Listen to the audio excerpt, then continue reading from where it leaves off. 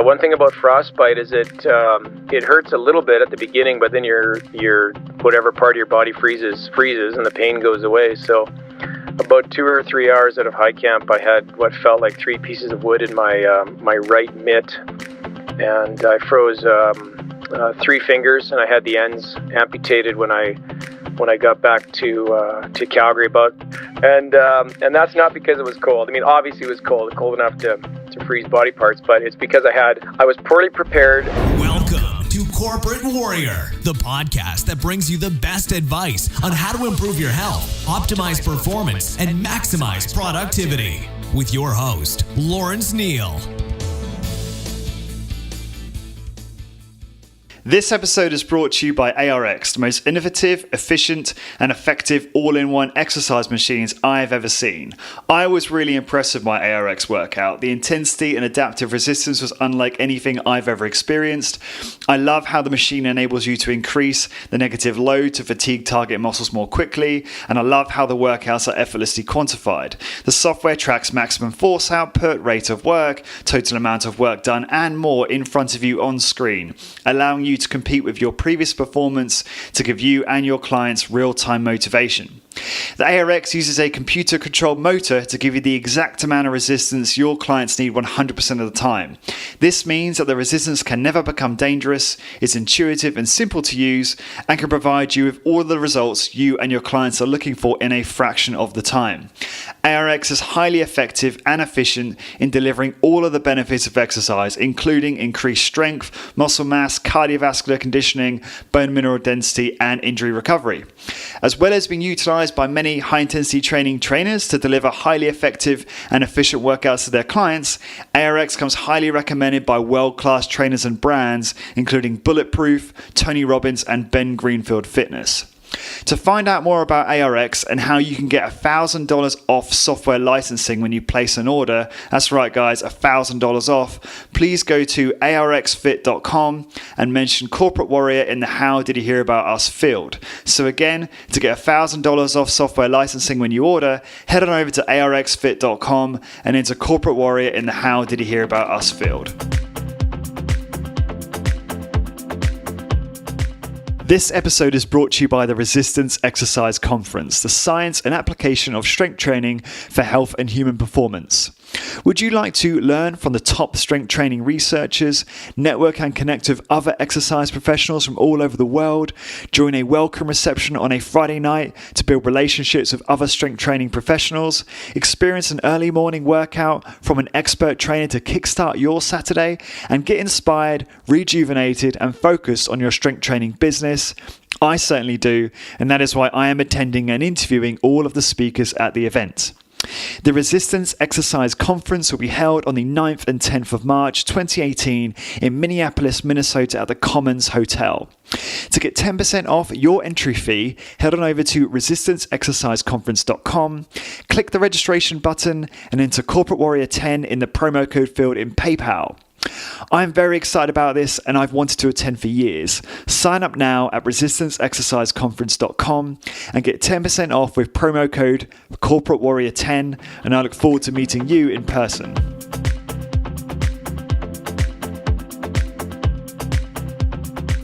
Hi guys, I am Lawrence Neal and welcome to another episode of Corporate Warrior, the podcast that teaches you how to optimize your high-intensity training protocol and your HIIT business to help you achieve your health, fitness, and business goals.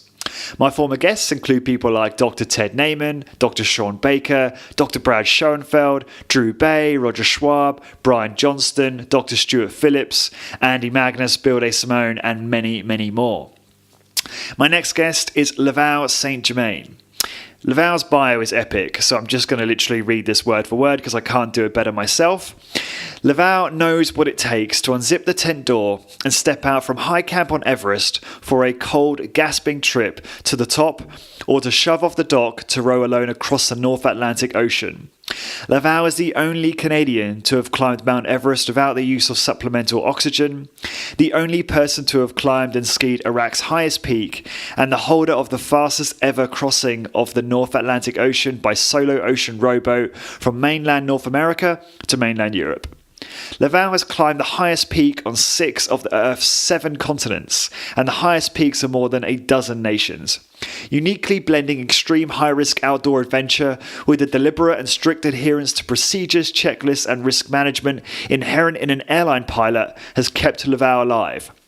He's an acclaimed keynote speaker with emotional and striking stories from up there above the clouds and out there beyond the ocean horizon.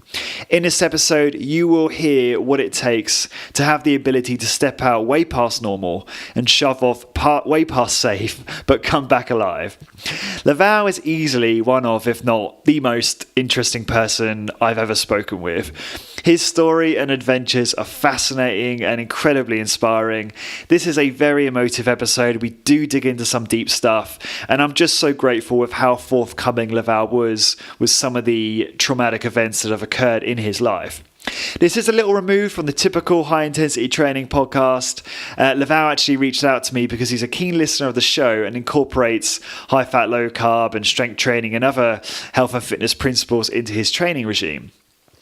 There is a ton of principles, tactics, and life lessons in this episode that will transfer not only to HIIT and running your HIIT business, but everywhere. I think this is a kind of show that brings an enormous amount of value to practically anyone, and is certainly one of the most important podcasts I believe I've recorded to date. If you're looking for a huge kick up the arse, some added motivation, and just to feel more grateful and happier, this is definitely going to shake you up in a big way. For all the show notes and links for this episode and all episodes, please go to corporatewarrior.org. And don't forget to hang around at the end for your free gift and to learn how you can get my amazing emails.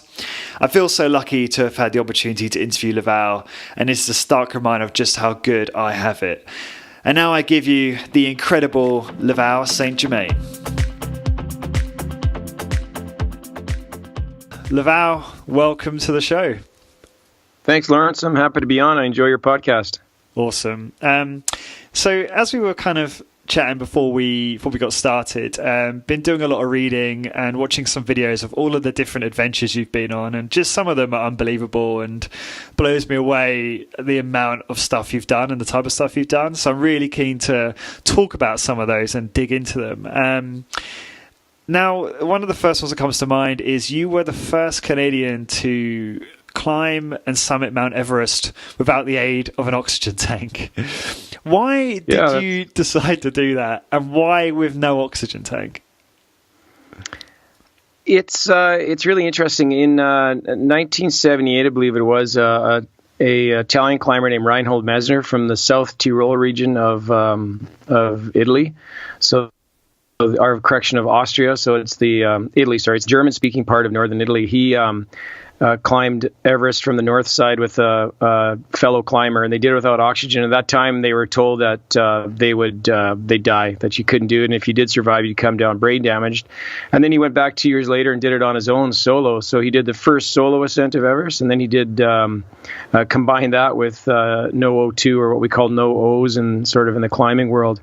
And I read that book, The Crystal Mountain, when I was a child, and I just thought that the way he described, now this is going to sound a little strange, but the way he described the pain and the way he described the challenge, at one point he said that he felt like just a single lung floating above the mist, gasping for air. And for me, that sounded attractive in some way. And I went about my life. I climbed mountains all over the world, sort of getting my climbing resume put together, so to speak, or getting some experience. And I always had that in the back of my mind. Every year that passed, there were no Canadians that had summited without Everest and survived. So I just one day poured my wife, Janet, a glass of red wine from Argentina. And I said, babe, I think I'm going to go climb Everest without oxygen. I'm going to leave in March. And she said, it's about time. You're not getting any younger. And off I went. So sort of a long explanation, but I really enjoy pushing the limits. I enjoy pushing the physiological limits, which, your show really speaks to and speaks about. And I know from listening to your show that you're an Atul Gawande fan. And I am too. I mean, not just for his checklist manifesto, but because I live checklists every day as an airline pilot, but for some of his ideas about the limits of our genes and the limits of being human or being mortal. and pushing against that. And, there's this one quote of his that I remember all the time, and he says, it's from his book, Being Mortal, and the quote is, "Being mortal is about the struggle to cope with the constraints of our biology, with the limits set by our genes and cells and flesh and bone, and then we have the remarkable power to push against these limits." And I just absolutely love that quote, because it really describes a lot of the way I live, and a lot of what I do is trying to really push it and stretch it and see what I can do in the outdoors.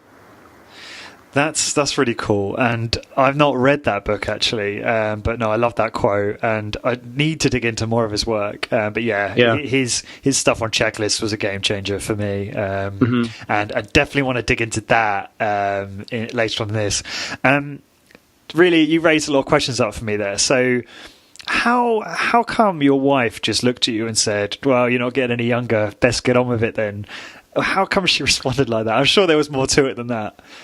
No, there wasn't. There was sort of a funnier story, because I poured her 2 glasses of wine and she thought I had ulterior motives in mind, and it turns out I was just trying to get her to soften up for me to go off to Everest. But before I met Janet, I was into this stuff, so I had been climbing and adventuring and ski mountaineering and here in Canada. And in fact, just a few days after I met her, I went off and did the Umbwe route on Kilimanjaro. So she had never known anything different than this type of lifestyle. And she knew that I had always had Everest in my sights, but I wanted to do it. And no offense for people who've climbed it with O2, but I wanted to do it with a little more style, and that's to do it without O2 or a little more purity, I guess I'd call it. And she was 100% behind me, and she said she had no doubts at all. So it's very gratifying to hear that. So I'm no high-level climber. I've done the Three Peaks in the UK, which I'm not sure if you're aware of those, but they're not tremendously high. But I know enough to know that Kilimanjaro and Everest are quite a contrast in difficulty, from what I understand. Oh yeah. And just a lot of people die climbing Everest. So how come she was so relaxed about that? I mean, even though she knew you were a high octane type of guy and you like doing these things, I'm assuming that Everest is probably quite a leap in difficulty and risk, or not? No, it's not a leap in technical difficulty at all. It's not a technically difficult climb. It's just a high altitude grunt is what it is. And I did the Northeast Ridge route from Tibet versus the south side from Nepal, which is the more commonly climbed side, because I didn't want the crowds and I wanted to be in Tibet. And, I had considered both routes, and from what I've read, now this is fairly subjective, that the north side is supposed to be a little bit tougher than the south side. So having said all that, it was the original route that Reinhold Messner had climbed, and I wanted to sort of recreate that by climbing it. But Everest is not a complicated climb from a technical perspective at all. It's a physiological challenge for sure. It's you're moving and surviving at altitudes where humans are not supposed to survive. And there's some speculation that the summit of Everest is just at the very limit of what humans can adapt to. And any higher than that, we just simply would not be able to do it without O2. So, it's a step up when it comes to the physiological risk. It's not a step up when it comes to technical difficulty nor temperatures. I mean, it's cold on Everest, but I'm from Canada. I've climbed in the Arctic in Canada. I've climbed in the Yukon in Canada and the Canadian Rockies, and I've been in many cold places. And I know how to deal with cold. And Everest is frankly not that cold, so it's strictly a physiological challenge. How did you feel when you got to the top? What was the feeling like? I summited with Mark Del Stanch, who's a British climber. He's living down in the New Forest somewhere right now. He's a super yacht captain in the Mediterranean when he's not climbing mountains, and he's also an ocean rower. But we summited together. We left high camp at about 11 o'clock at night, 3 of us, myself, Mark, and an Aussie climber named Gavin Vickers, and we went for the top. I was climbing without O2, and I pulled ahead of them, and then I didn't see them for the rest of the day. And just below the summit, Mark caught me on the final sort of steep pitch to the top. We walked to the top, I was extremely fatigued. Yeah. And I got to the top and I told Mark, I said, bloody hell, 20 minutes. Let's take some photos. We have to get down. So I looked at my watch, and at exactly 20 minutes, we turned around and we started the descent. And that's when it became extremely difficult. And the feeling, so your question was, how did I feel at the top? I felt exposed. I felt like I was standing on the head of a dragon that might wake up, if that makes sense. I felt like I'd snuck up there. I didn't feel like I conquered anything. I felt like I didn't want to wake anything up. I didn't want to take any chances. I had to get back down this thing alive. And so I felt no sense of celebration whatsoever. And that's one of the only mountains, it actually is the only mountain I've climbed anywhere in the world where I didn't get that goosebumps or goose flesh, I think is what you'd say in the UK, feeling of success. I knew that I had a horrible descent coming up, and it took me about 7.5 hours to get down to the high camp again. And I was so exhausted that I was down to just steps at a time. So that means 5, 6, 7, 10 steps and sit down in the snow, completely knackered. And I had been told by an American climber that if you climb without O2, even if you climb with O2, you never ever take a nap. You never rest. You sit down if need be, but don't lay down and don't sleep. And I got to the point where I'd convinced myself, Lawrence, that I had to sleep, and that I clearly knew and rationalized that if I fell asleep, that I would never wake up. But in the condition that you're in up there, and unfortunately we can never adequately describe pain after it's happened, but I had built this narrative that at least if I died while I was sleeping, I'd have a good nap, and that somehow made sense. So I continued down the ridge. It was overcast cloud, no view. It was snowing actually on the way up to the summit. And I saw what I thought was an abandoned or a wrecked tent in the distance. And you see lots of wrecked tents on Everest, but if I had been thinking clearly, it wouldn't make sense to have a tent that high in Everest. There are no tents that high. So I thought, I'm going to walk to that wrecked tent, crawl sort of underneath the torn nylon, and grab a nap, and knowing that I probably wouldn't wake up. But as I approached the tent, or in the mist, the tent turned into a person, and it was a dead Canadian, the last guy who tried to climb Everest without oxygen exactly 1 year before, who was lying there sleeping dead in the snow. And that, believe it, you can well believe that got me to keep on going. And I had no illusions of taking a nap after that. But it was a pretty horrifying sight to think that I just about laid down right where the last Canadian that tried to climb Everest without oxygen laid down for a nap. So. And then, rather ironically and bizarrely, about a year later, I do public speaking on my expeditions, and one of the attendees after the talk came up to me, shook my hand, he had tears in his eyes, and said that Frank Zebart, the dead Canadian that was laying there, had his last dinner in Canada at his house, and he was going to take the message back to Frank's widow that his death saved another person from lying down and doing the same thing. So it's definitely sticking your neck out there, that's for sure. Wow, that's a beautiful story. That's just unbelievable. You lost 3 fingers during this climb, is that right? Yeah, on about 2 hours out of high camp, I started to freeze my right hand.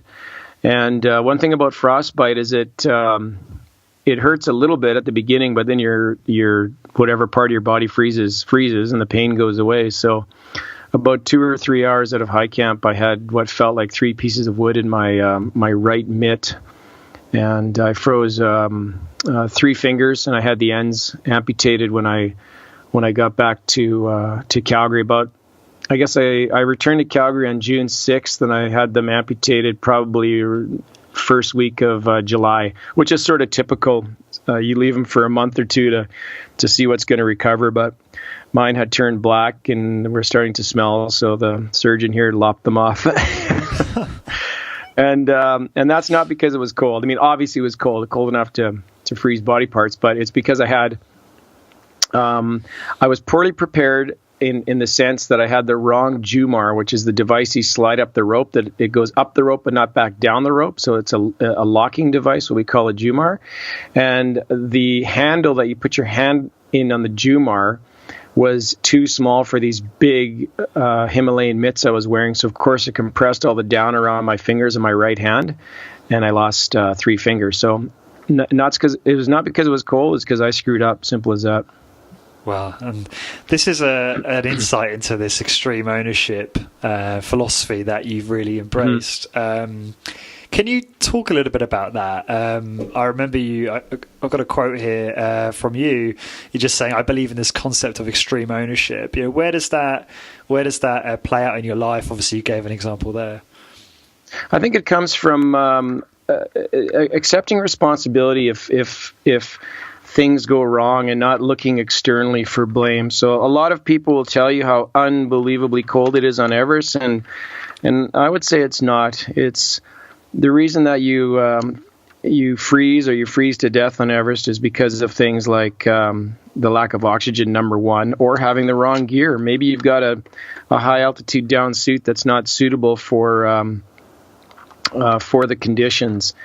And the way I've always tried to rationalize this, and the way I've used it to keep myself honest, if you will, when I'm at high altitude, or when I'm in a boat in the middle of the North Atlantic Ocean, or when I'm flying an airplane, is that I always think about the fact that if I were to have an accident as an airline pilot, and I was just flying this morning like we spoke about earlier today, that if I had an accident as an airline pilot, there'd be an investigation, and you being from the UK, we have what's called the Transportation Safety Board. The Yanks have the National Transportation Safety Boards, and you guys have what's called the Air Accidents Investigation Board, or the AAIB. They would do a very thorough clinical analysis of what happened, and then there would be a finding, and that finding would say that Captain Laval St. Germain failed to follow procedures, failed to double check this system, failed to do what was in the aircraft flight manual, and these actions, along with a lot of other actions, ended in the accident or incident that's referred to in this report.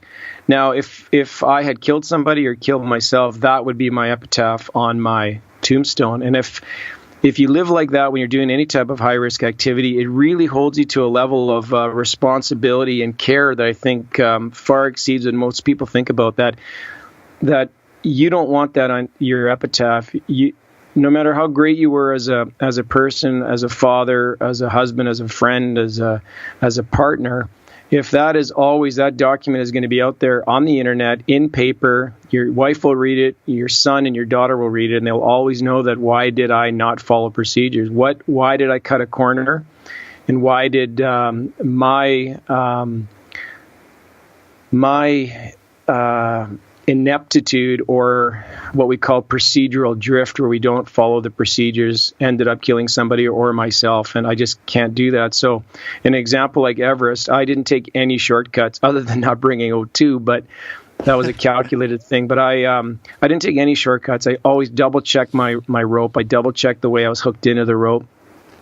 I, in fact, did not consider myself having summited until I was well near the bottom of the mountain, just approaching base camp in the flats, and I passed the last serac, or what is basically like a fang of ice that sort of comes off the bottom of a glacier, and it was probably about 20 meters tall, and it was sort of teetering, and the trail went right underneath it, and I knew that if that thing fell, I would get the chop. So I literally jogged past that. Once I passed that last hazard, I realized that I'd made I became the first Canadian to climb Everest without oxygen, and only then was I letting my guard down. So I might take this a little too far in some senses, I think, but I think it's really helped me when you sort of dabble in the worlds that I play in, that it helps me to survive.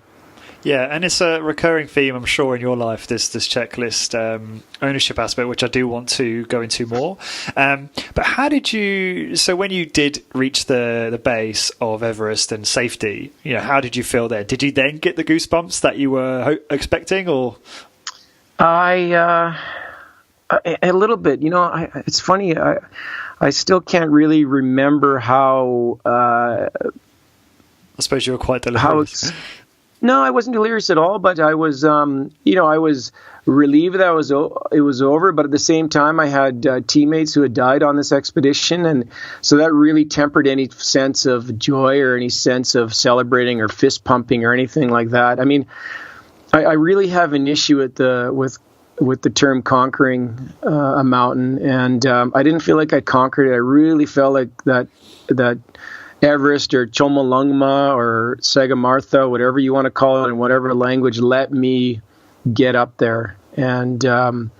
And I felt a lot of respect, and I felt some sadness when I walked away looking back at that mountain, knowing that I may never be back there again, and that a pretty important part of my life took place up there, and I left part of who I am on the mountain, and I think I discovered some stuff about myself as well. But so it was mixed. It was like it was a feeling of having put together a plan that worked, having trained extremely hard, having been lucky enough to be born with the genetics to get me up there, because you really are relying on genetics once you get up into the death zone. And I was pleased in a way. I was somber in a way because of the fact that we had people die on the trip, and then I had a feeling of loss that I was leaving Tibet and Everest. So, how many of you actually started? So 21 of us left Kathmandu. We drove to Tibet. Spectacular route, and then 9 made it to the top. 1 died at base camp, and then 1 died just below the summit on the descent. Peter Kinlock, a very pleasant 27-year-old police officer for NATO, Scottish guy, and he made it to the top and died below the summit. He went blind, obviously the effects of cerebral edema, and unfortunately, as far as I know, Peter's still up there. So that's a real. He was camped right beside me. His tent was literally butted up against my tent. So I went up the night before, came down to high camp, slept there, and I shared tea with him the night before he left. Told him to be careful, and that was the last time I ever saw him. So it's a high risk environment for sure. I know I keep going back to this because I still can't quite wrap my head around it, but it was a very high risk event, and your wife, she may never have seen you again. Yeah, that is a great question, because that was the hardest part of these expeditions, is when you leave. And when I've left on many expeditions. Some of them I'm not concerned at all about, and some of them I know that there's no matter what, that I can't control all the risk. No matter how fit I am, no matter how fast I move across the mountains, or how well planned something is, there's still these events that you can't control. Be it an avalanche or crevasse, getting shot in some of the regions I tend to adventure in. And that's the toughest part, is, backing out of the garage and seeing your kids crying in the garage as you back down the driveway, and you really ask yourself, why do I do this? And that is incredibly tough, and it's tougher than any physical thing I've done, is the psychological pain of leaving your family behind. But it is so unbelievably sweet when you come back and you see them again. Of course, their life has gone on, and Dad's been gone for 2 months on Everest or rowing across an ocean, and they think it's cool. They've never known anything different, but they really have no clue on what it means for me to be able to come back and hold them again. So it's that's the toughest part. It's absolutely wrenching. It's a horrific thing to leave to go climb Mount Everest without O2, or to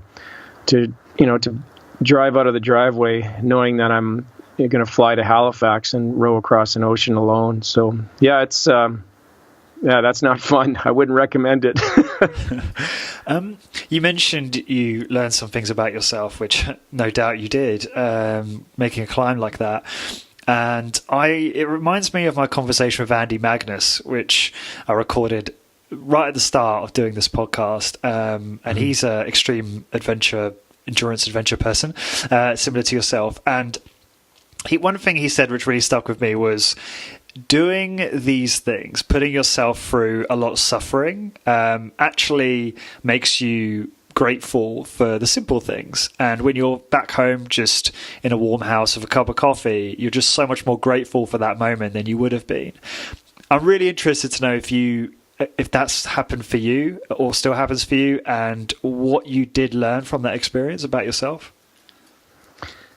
So the first part of the question about the gratitude that you feel, or the increased gratitude for the sort of the simple pleasures in life, is absolutely true. And you really realize that spending time with your kid, listening to them play guitar, skiing with them, riding your bike, working on their homework with them. We've got a 22-year-old daughter and a 16-year-old son. He just turned 16, and I really cherish those times, and they really are superb. I mean, in fact, to really illustrate it, when I was on Everest, I was telling Mark, the Brit that I was with, and Gavin, the Aussie that I was with, that I had told my son, Eric, who was then 8, that when I got home, him and I were going to ride our bikes about 160 kilometers from Calgary to this little town northeast of Calgary called Drumheller. It's a sort of a famous area for dinosaur finds, and it's desert-like country. And for an 8-year-old, that's a big, big ride. And he just had this rather dodgy little old bike that I had, mountain bike that I had, and I was so excited, more excited than being on Everest, to get back and do that bike ride. And when we pulled off that bike ride,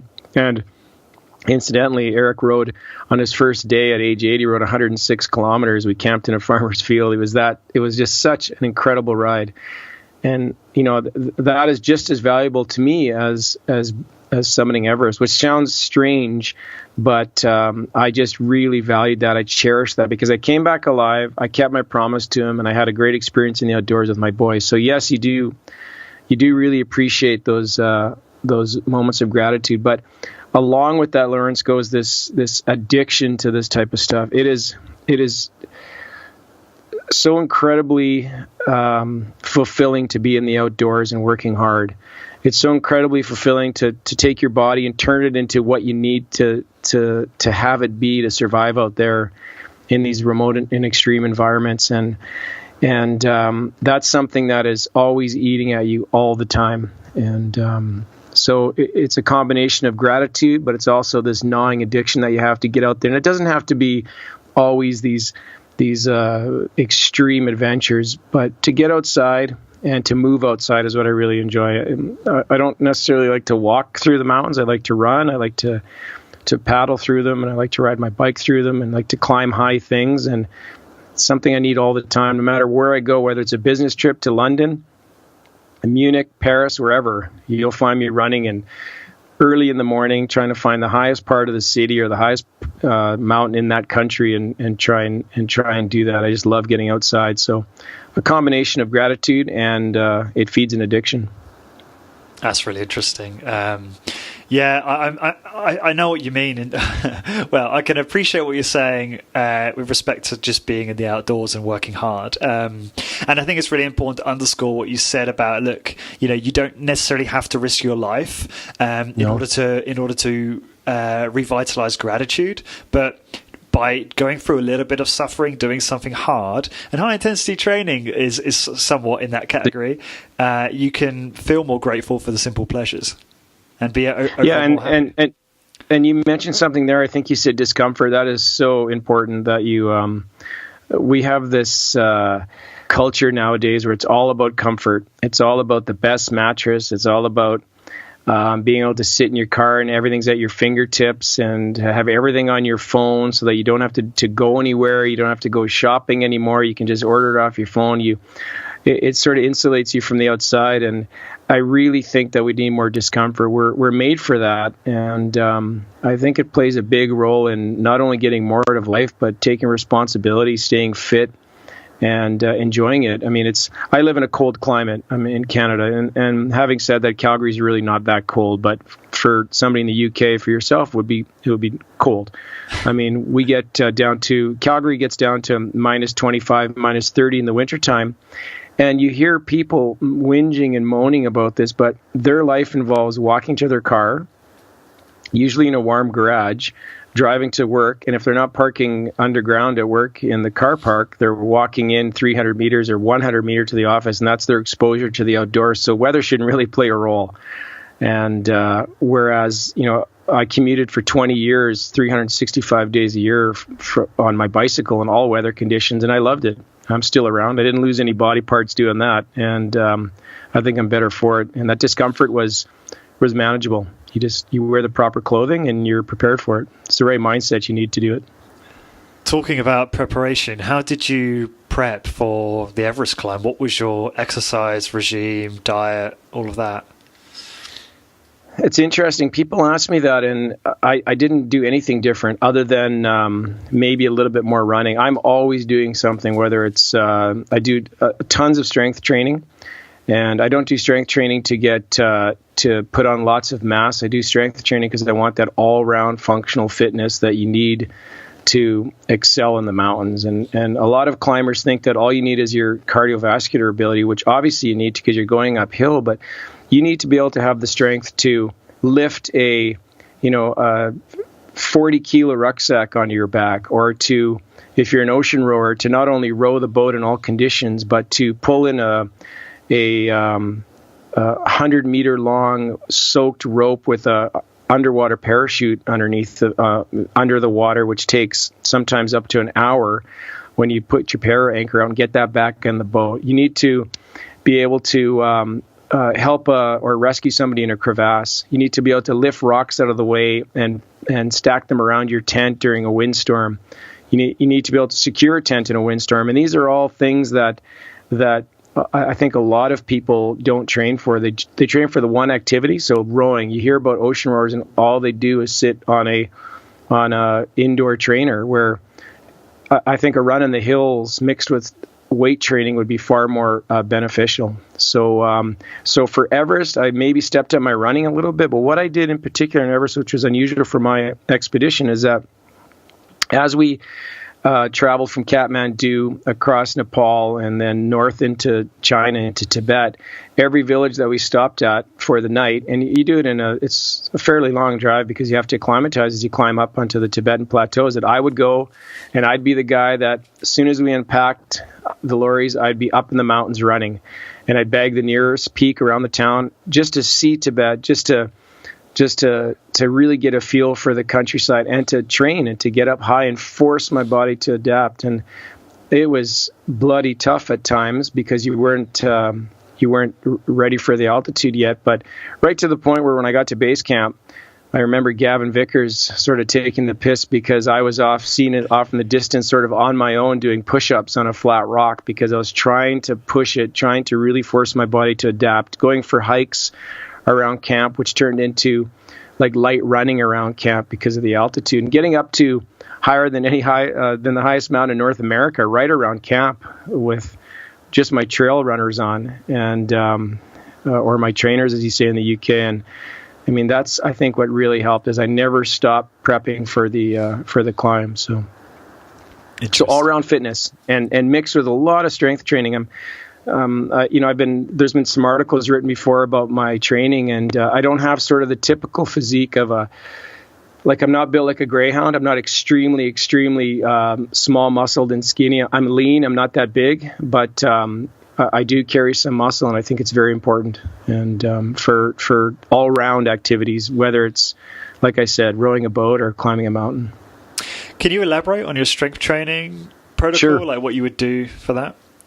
Yeah, so I've broken my strength training into 3 parts, so 3 different workouts. I have a barbell routine, and I try and do compound exercises. So my barbell routine will start off with squats, and then I'll do usually 4 sets of squats and increasing the weight as I go, starting off with just the bar at first, just to warm up. Then I'll take the squat rack and I'll reconfigure it so that where you hook the bar is down low, maybe a foot and a half off the ground. I'll put the bar there, lay on my back under the bar, and then do bench presses flat on my back. But as I do that, do leg raises. So I'm working my abs back and forth as I do that. Then I'll do 4 sets of that, progressively getting the weight higher.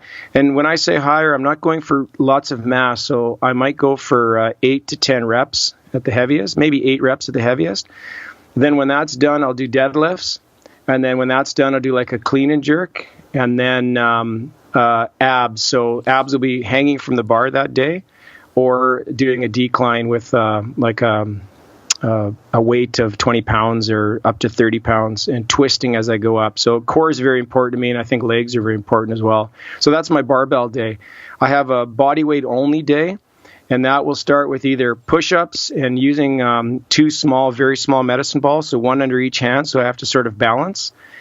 I'll do that flat. I'll do that on an incline, so my feet are raised, and then I'll do it where my feet are really raised high, probably just under a meter off the ground, to really work my my push-up muscles all around. So obviously your pecs and your triceps, and then I'll do probably 5 sets of pull-ups, different types of pull-ups: wide grip, narrow grip, palms facing me, palms facing away, sort of like a hammer type curl position where you've got your fists facing inwards towards each other. And then I'll do 2 different types of dips. And then, of course, that day also I'll do abs. I don't miss any ab days.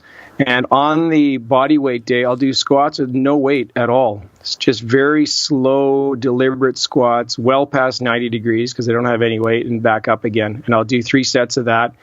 And I don't put any weight on, so I'm probably doing 25 or 30 reps. So that's my body weight day. Then I have a dumbbell day. And the dumbbell day is I start off on my back on a mat, and I'm doing flies on the ground, so flat on the ground, and doing that leg raise that I was doing on day 1, we'll call it. And then from there, I'll do like a military press that starts off in a squat with the dumbbells. And then I'll do some shoulder work with the dumbbells, and then finish off with abs, curls. I forgot I do curls on the bicep day as well, or the barbell day as well, but I also do curls on the dumbbell day, and lunges on the dumbbell day as well. So it's an all-around workout using body weight, using barbells one day, dumbbells the other, and then interspersed always, and hopefully never missing more than one day in a row, a run or a bicycle ride. And running can be a 10K jaunt where I'm listening to a podcast, or it could be some very intense, high intensity stairs. So double steps, no rest, up and down, up and down, up and down, right to the anaerobic threshold. So a real mix. Wow. So you obviously, as you described there, exercise a lot, quite high volume, and you're a pilot, so you're flying a fair amount, and then obviously you're doing these. I suppose these events, these extreme events, are very occasional. But how do you not just, I hate to say it, but burn yourself out? I mean, you seem to have a very stressful lifestyle, so I'm really keen to understand how you manage your recovery and stress along the way. Good diet and lots of exercise, I think, is the key. And a day off for me would be a slow run, or a day off for me would be an easy day at the gym. I really believe in active rest. I don't take days where I just simply sit around.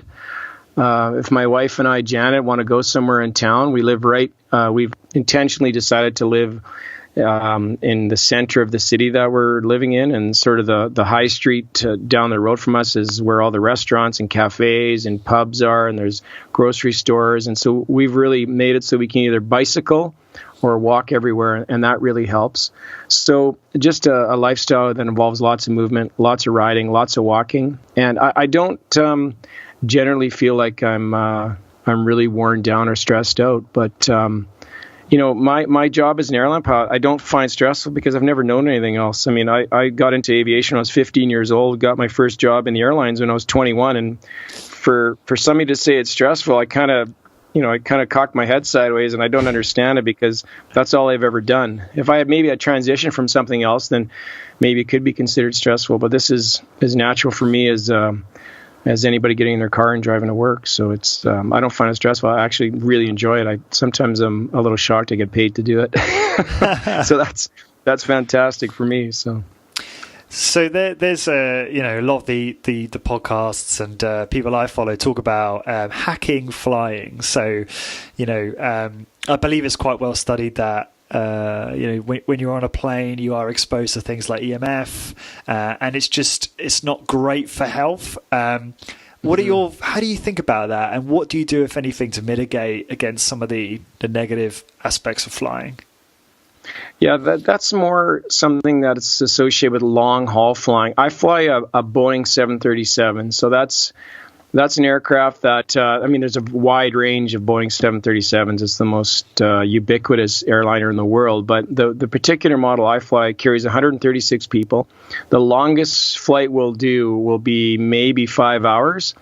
And so I'm not going over the pole or across the pond for 9, 10, 12 hours or flying to Asia. So my flights this morning were an hour and 15 minutes to get to the destination. I turned around, it was an hour and 11 minutes back. So it's just the perfect schedule for somebody who doesn't want to sit up there in those, that high altitude, sort of higher risk environment. But what goes with that, though, is I think you if you live a healthy lifestyle, you really watch what you eat and stay active. I think there's obviously ways to mitigate the effects of sitting on your butt in an airplane for hours at a time and doing a job where all you're doing is pressing buttons or programming computers. And I really eat healthy. One of the things I really have hit on in the past year or so, and I'm sure you've heard of Dr. Rhonda Patrick. Yeah.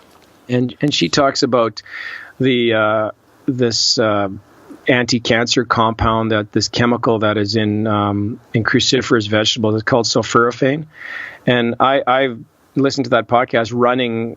Actually, I was coming off the highest mountain in Portugal on a vacation just recently, or about a year ago, I guess it was, or in the spring. And I heard about sulforaphane, and I started growing broccoli sprouts in the house. And so, we eat very, very healthy because of that. No sugar, ever.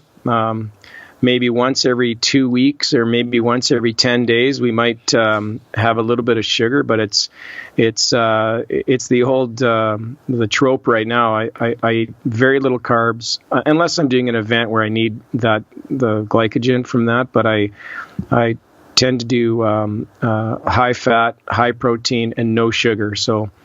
What does an average day look like from an eating point of view? Sorry. So no problem. So this morning I didn't have anything for breakfast. I had a coffee with some cream in it, 2 cups of coffee, went flying, came back, and I had a shake that I'd made the night previous. And in that shake I had the broccoli sprouts, so that sulforaphane that I grew myself. I had some frozen kale. I had whey protein mixed with sort of a vegan protein, even though I'm not vegan, but it has lots of different of greens in it. Any particular brands that you go for? Vega 1 is what we use for our protein powder. Vega 1, I don't know if you have that in the UK. Not familiar. And then I'll add collagen. So Great Lakes collagen. I ordered online, and it's just pure collagen. You put that in the shake, and with some Greek yogurt, just plain Greek yogurt. The highest fat I can find is 11% here, so I put that in there, and maybe a tablespoon of peanut butter. So, and it's not your mom's peanut butter. It's just pure peanut butter, nothing else in it, and a little bit of water, and blend that up, and that'll keep me going till dinner time tonight. And today's not a particularly stressful day when it comes to exercise. I'll go for a run later, and I'm going to go to the gym, but I'm not going to be 4 hours of working out or anything. So that'll hold me over till dinner, and the dinner will consist of meat and vegetables. Very simple. So it's a very easy way to eat, and it's not difficult at all. It's not a diet. It's just a way of eating. And I think from your podcast, I think you try to generally follow the same thing, if I recall. Very similar. That shake sounds amazing, by the way. If I'm ever in town, I have to come to yours for one of those. Yeah, absolutely. We also have some good microbrews around here. So if you've been listening to the most recent episodes, I've kind of been following a very carnivorous diet recently, but similar to you, intermittent fasting and pretty high protein, I say moderate fat and low carb, sometimes high fat depending on how I feel. But that's really interesting, and clearly it's working for you. And it keeps you really lean. And there is something to be said for feeling good wearing your clothing, knowing that you can pull off a nice suit properly, that you can wear, that you're feeling confident about yourself. And a diet like that or a lifestyle like that really helps. And I forgot to add that we'll add like a high quality olive oil into the drink, probably 2 tablespoons. And then we'll also put in frozen avocado. I just recently found you can buy chunks of frozen avocado. You throw that in there, and it's incredible. Awesome. So really healthy, really easy. I want to talk to you a little bit about the row you did from Canada to Europe. And I think were you the fastest person to do that, or fastest Canadian? I couldn't quite remember. It's only been done twice from mainland Canada to mainland Europe, and it was done the first time by a Canadian woman, and she did, if I remember right now, it's 2013. It took her about 129 days. And so I decided to do the same route, and it had only been done once before. So I left Halifax, Canada, which is in Nova Scotia, and I wanted to go mainland North America to mainland Europe, because the normal crossing of the Atlantic is from the Canary Islands to the Caribbean, usually Antigua. And that's because that's the trade winds route. You've got basically a highway of wind pushing you from Europe to North America or to the Caribbean. And that's exactly how Columbus got to North America, as he left the Canaries and just got blown straight across the pond and ended up in the Caribbean. And it's warm, it's good weather, and you've got a constant pushing tailwind all the way. And that's where probably the 99.9% of ocean rowers cross. But I wanted to do something different, and I wanted to go across the North Atlantic from Canada to Brest, France, so mainland Europe. And of course, you don't have that trade wind. You do have the Gulf Stream, but I actually never found the Gulf Stream. It was always south of me. And you do have the promise of some pretty crappy weather. And so I left last summer from Halifax, and on June 15th, and hit Brest, France on August 6th. So I did it in 53 days, which was is now the fastest North Atlantic crossing. So, that's awesome. Which was accidental.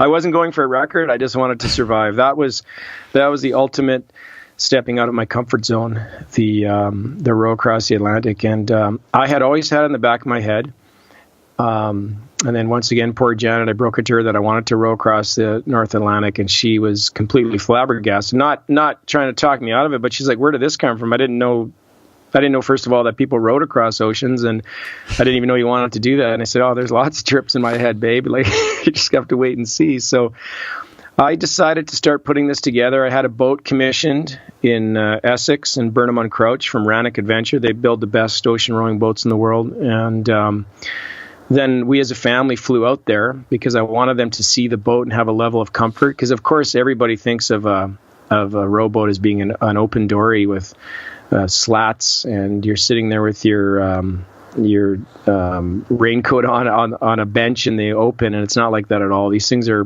probably a closer cousin to a lunar module than they are to a dory. So they had a real level of comfort. My son and I actually went out and rowed it, and he got to operate it, see how it works, got very familiar with it. And then I had it shipped to Canada. And in that period, a really close friend of mine, another airline pilot, was diagnosed with cancer. And I was really, two good friends were diagnosed with cancer. One is now passed. And I was absolutely disheartened and shocked that a 40-year-old guy who's fit and never smoked now had lung cancer. And I decided I'd always done these trips just for myself. I come back with really good stories. I come back with excellent photos and videos and fantastic experiences. And I wanted to now give something back. And when I heard the story of Corey, my good mate, getting his diagnosis, the analogy I use is that he showed up in his doctor's office and for a nagging cough that had persisted for over a year, just a very minor nagging cough. And when he left that office, to make a long story short and to paraphrase a bit, he was set off in the North Atlantic on the cancer journey, but he wasn't prepared. He hadn't trained for months. He didn't have the best boat. He didn't know where he was going. He just knew that his doctor shoved him off into the cold, dark North Atlantic and said, we'll see you in 3 months. You're going for this type of this type of therapy. We don't know what the prognosis is at the end of it, and hopefully you'll come out the other side in France, in quotations. And I just thought that what a horrible way to deal with a diagnosis. It would be like, as an ocean rower, not being an ocean rower, being taken down to the dock and thrown in a boat, shoved off and said, okay, you pull on these two things, are called the oars, and you point it east, and we'll see you in 3 months. And so the storms of pain, the seasickness that goes with the ocean row, I thought was like the sickness and the nausea that goes with chemotherapy. I used that as a way to raise money for the Alberta Cancer Foundation. And Alberta is the province that I live in here in Canada, and so we raised $60,000 for the Alberta Cancer Foundation. I was trying to raise 200, so that was a abject failure. But it was a way for me to try and give back and to somehow let somebody else gain from my expeditions other than just myself. I don't think you should be disappointed with that amount of money raised at all. I think that's quite an achievement. Yeah. So the ocean row was to sort of back to your original question. It was really, really something that I was completely a neophyte at. I mean, obviously, I made a checklist. I just sat down in my office here in Calgary, and trust me, we are nowhere near the ocean. We're in the middle of the North American continent, and I wrote down a list of what I thought I needed to know. And there's no checklist. There's no procedure for rowing across an ocean. You don't say, okay, how do I row across the North Atlantic? Just Google it.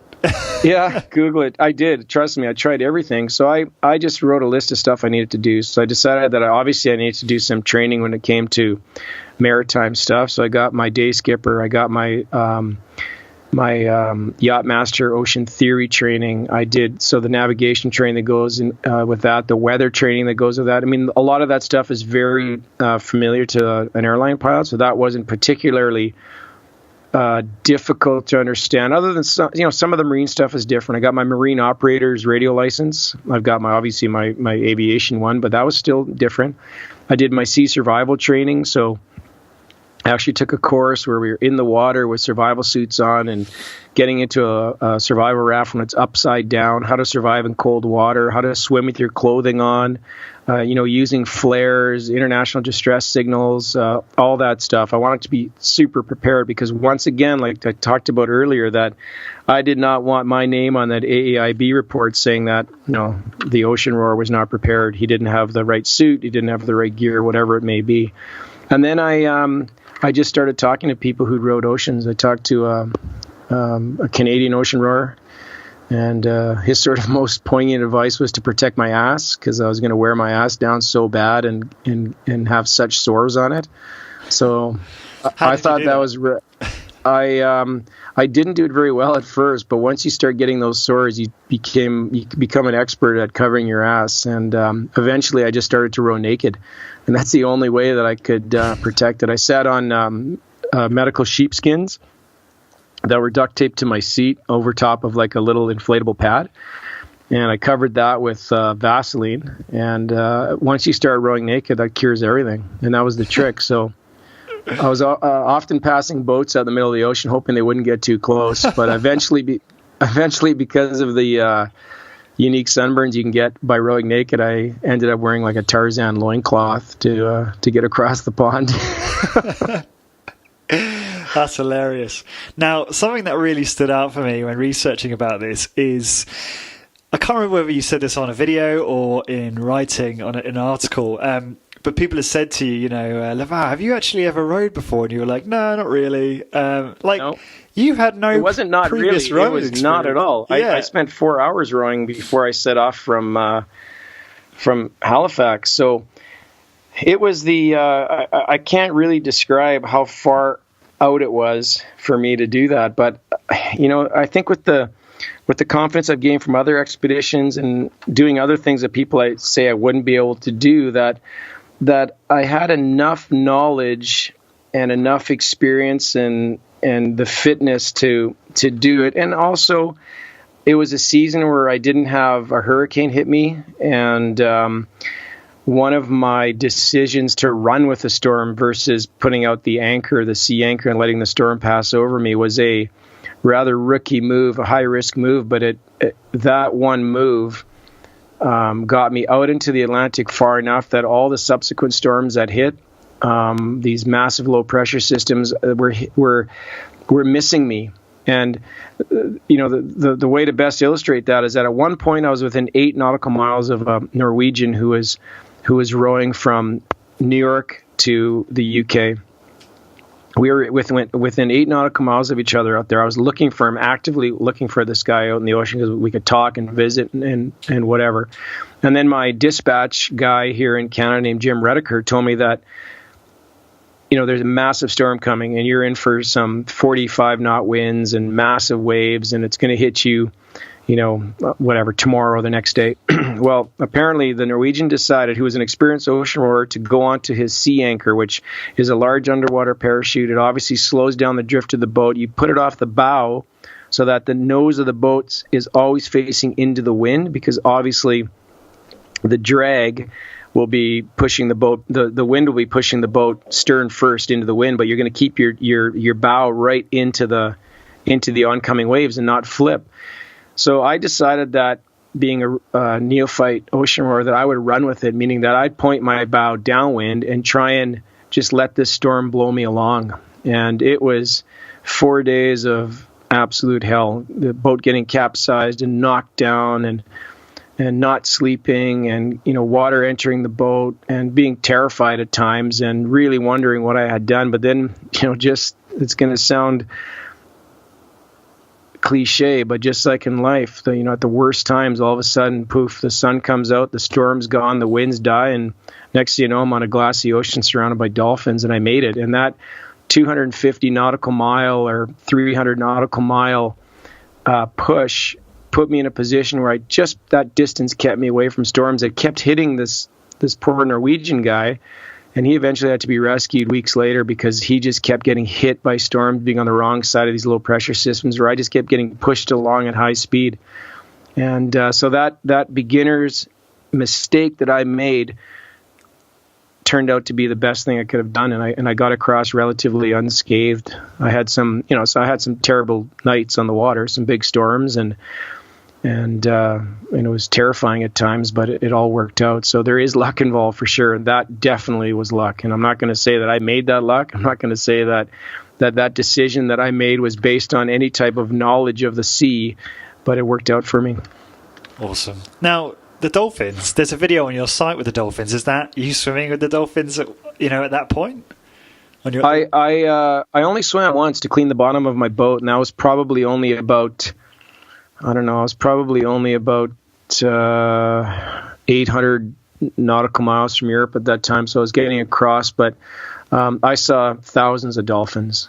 Just, they were everywhere. There were dolphins that would accompany me in the biggest storms and the quietest days. There was whales that would come nearby. Really? I had a couple of sharks follow me one day. Portuguese man of war, but dolphins everywhere. And they would, it was really something. I would be laying in my boat, and I slept basically in the bottom of my boat, so my ear was right against the hull, and of course that carried the sound. You could hear dolphins under the boat, even in the worst storms, the worst imaginable storms. I could hear dolphins under the boat. So they were, in a way, a real comfort, because that's the only living thing I saw out there, other than the odd boat I would speak to on the radio, and just hearing a human voice was pretty incredible. I mean, the loneliness out there was something else. I remember one night, we have our easternmost province here is called Newfoundland and Labrador, and the vernacular and the accent from Newfoundland is quite a nice accent. It's pretty recognizable in Canada. It's a combination of a Canadian accent mixed with a fairly strong Irish accent, and some of the nicest people in the world come from Newfoundland. I have to say that right now. And I was in a bad storm one night, and I was able to raise on the radio, on the VHF radio, a Newfoundland fishing vessel, so a Canadian out there fishing. And the name of the boat was the Atlantic Gale, which is exactly what I was in. And it was middle of the night, 3 o'clock in the morning. I just had sort of the red glow of my instrument panel in the boat, and I was getting tossed along by these waves. And I had this conversation with this fisherman out there, and he was trolling back and forth, fishing for snow crab, if I remember right. And it was something I'll never forget. Just our voices crackling over the radio, that very pleasant Newfoundland accent to his. And we talked about one of the typical things that Newfoundlanders do is they fish in Newfoundland, and they come over and work in the Alberta oil industry here in Alberta. Our province is an oil producing province, and there's sort of these gypsies that travel back and forth between Newfoundland and Alberta. And he talked about working in northern Alberta and where he worked, and I knew these places because I'd flown into them, and talked about his family and being at sea, and I talked about my family being at sea, just two Canadians out in the middle of nowhere in this storm. And I'll never forget that. It was it's one of the most memorable parts of the entire trip, is that conversation at night with the red glow of my instrument panel, just two guys lonely out at sea, and so there were some really special moments out there. Did you ever meet? No, I have never met him, but I think his wife somehow contacted my wife when I was on the water, and I'd love to buy him a beer and just sit and talk, because he really changed the feeling of my crossing out there in that little tiny 20-foot long boat. So. Yeah, this is fascinating to me because I read a fair bit about this, and I've seen the boat, and you're quite right. It does resemble something like a lunar module more so than a rowing boat. It's very sophisticated. So could you give us what would an average day be like? Like, how much of the day would you spend rowing versus, I don't know, doing some maintenance or some sort of navigation? Like, what would an average day look like? This is a question that everybody asks, and there was not one average day, but it all depended on the weather. It was so dependent on the wave height and the wind. That was everything. So, and a day, if I sort of took the average of all the days, I probably only rowed, I'm going to guess, 6 hours a day. So much time. The particular crossing I did, I had so many following winds and so many big waves that I would literally get inside my little module and seal the door, and I could steer it through an autopilot system, the rudder, or I could pull on these lanyards, these ropes, and do it manually. And eventually I turned the autopilot off and just did it manually. But every time you had to make a micro adjustment, I'm talking a micro adjustment, sometimes like half a centimeter pull on that rope would cause the boat to do exactly either what you wanted or not wanted. And over time, you got a real feel for the boat. You knew when it was traveling through the water efficiently by the sound, by the feel of it.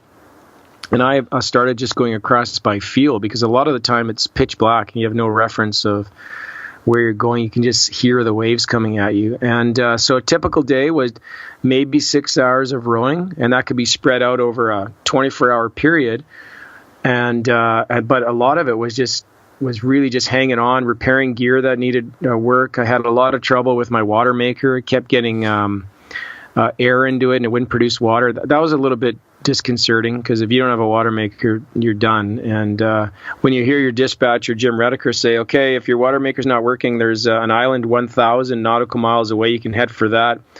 Jim's an airline dispatcher for my airline, and 1,000 nautical miles away is a long ways in a 737, but it's a season in a rowboat. So I'd be like, okay, thanks a lot, Jim. And then in my head, I'm like, bloody hell. I mean, 1,000 nautical miles away, I might as well be on the moon. I'm not going to make it there. So a lot of time trying to keep that water maker working. Of course, fueling yourself, eating. The way I ate is I just had a little handheld mountaineering stove. I just held it in my hand. I'd boil water, pour it into a bag of freeze-dried food, and eat that. And very simple. In a tiny little area I lived in, like the lunar module, that thing was tiny. It was about double the size of a sort of a dishwasher inside. So you're always sort of cross-legged. You couldn't fully stretch out.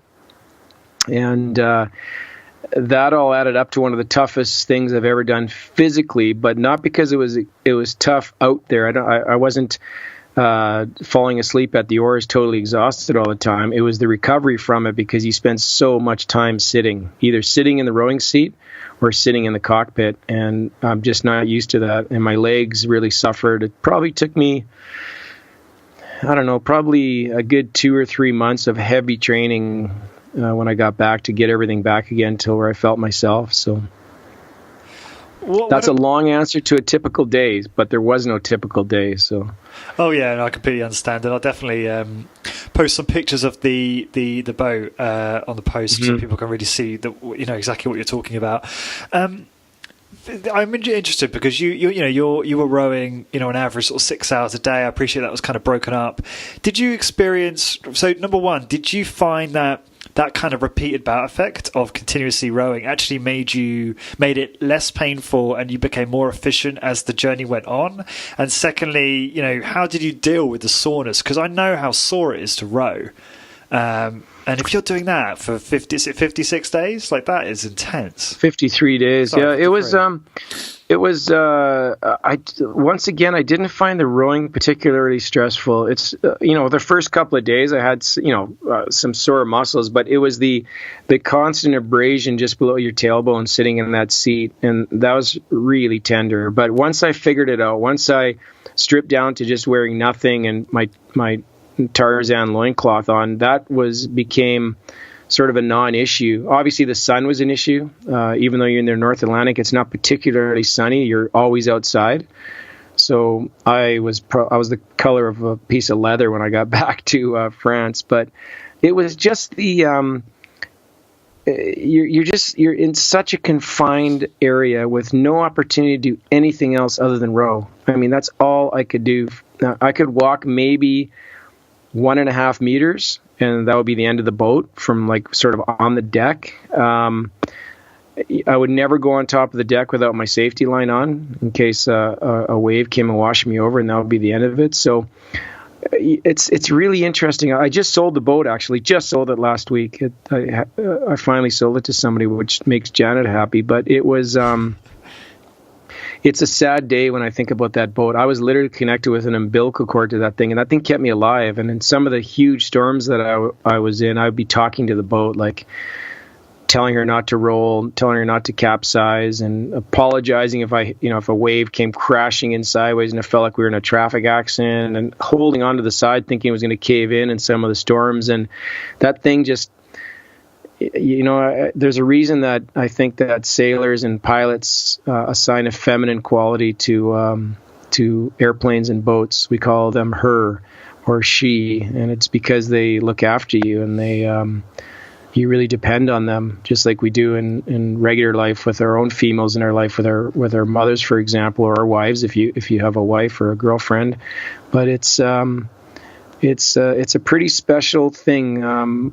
Ocean rowing or being on the water in general, and I can see why the ocean draws people now. It's got just as strong of a draw to me now as the mountains, as the Himalayas or the Canadian Rockies or the Andes, and I can see why there's something special that happens out there when you either see somebody disappear over the waves out at sea, or when you yourself disappear and the horizon disappears and the land is gone, and it's just like climbing above the clouds. It's something happens out there, and it's quite special. So yeah, some physical pain, but it's the isolation I think was the toughest psychologically, for sure.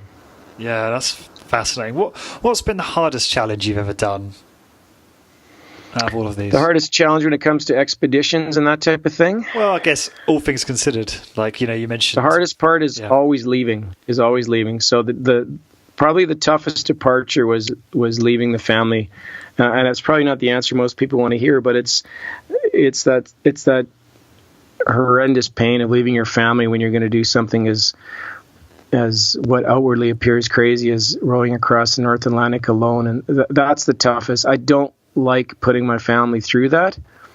And obviously I have the benefit of being able to talk about it now that I survived, but that's horrible. Some of the nights on the North Atlantic and some of these horrible storms when the winds are blowing 40 knots, and that a 40 knot wind creates a wave that's 8 meters tall, and you can hear it coming at you, but you can't see it. And that was those nights were tough. But it's like anything in life, Lawrence, is that most of what I've been talking about were the good aspects, because you tend to forget the bad aspects of suffering and physical pain. You can't really describe it. I can far better describe the light shows I got from photoluminescent organisms in the water than I can from shoulder pain or a sore back from being crouched in a tiny little cockpit. So I'd say the North Atlantic has some special pain to it when it comes to psychological pain. And for physical pain, descending off the top of Everest, I was absolutely, completely ready to die, knackered. But those are probably two of the ones that really stand out. What do you think's next? What are you working to next? What's on the roadmap? Too many. I'd like to go to Antarctica and do a climb and a ski there. And I've really got a bee in my bonnet, so to speak, or a rock in my shoe about doing a desert crossing, all human powered, but a desert crossing. So I'm trying to put together an expedition to the Arabian Peninsula right now with a fat bike. Very, very difficult area to get into, but visa-wise and bureaucracy-wise. But I've got a real laser focus right now on a desert crossing. But having said that, I don't just do these big epic adventures. My wife loves traveling, and as an airline employee, we can travel for next to nothing. I can fly to the UK for probably about 30 quid, 40 quid. And so we travel all the time. We just recently, we flew to Central Europe and went to Budapest, we went to Slovakia, we went to Austria and the Czech Republic. And, during our vacation as a couple and tasting wines and traveling around, I ran up the highest mountain in Hungary, the highest mountain in Poland, the highest mountain in the Czech Republic. And so I'm always mixing even a regular, what sounds like a regular trip in with some of these adventures. So there's always something to do out there if you look hard enough, for sure. So whether I'm in London on meetings and then I decide to go home a couple days later, and instead I fly down to Marrakesh and run up the highest mountain in Morocco, or I'm in Munich for meetings and I go a couple of days early and I run up the highest mountain in Slovenia, or the kids and I climb the Fuji and ski off the top of Mount Fuji in Japan. There's always something to do, and it's really not that tough as long as you want to put the effort in to do it. So lots of stuff out there to do. When you go on these trips, with your partner, do you find that if you didn't do stuff like that when you were there, that type of endurance type stuff or adventures, that you would be bored and perhaps not enjoy? Could you sit there and taste wine and read books? Because I relate to that. I do get bored of just relaxing for too long. I just can't.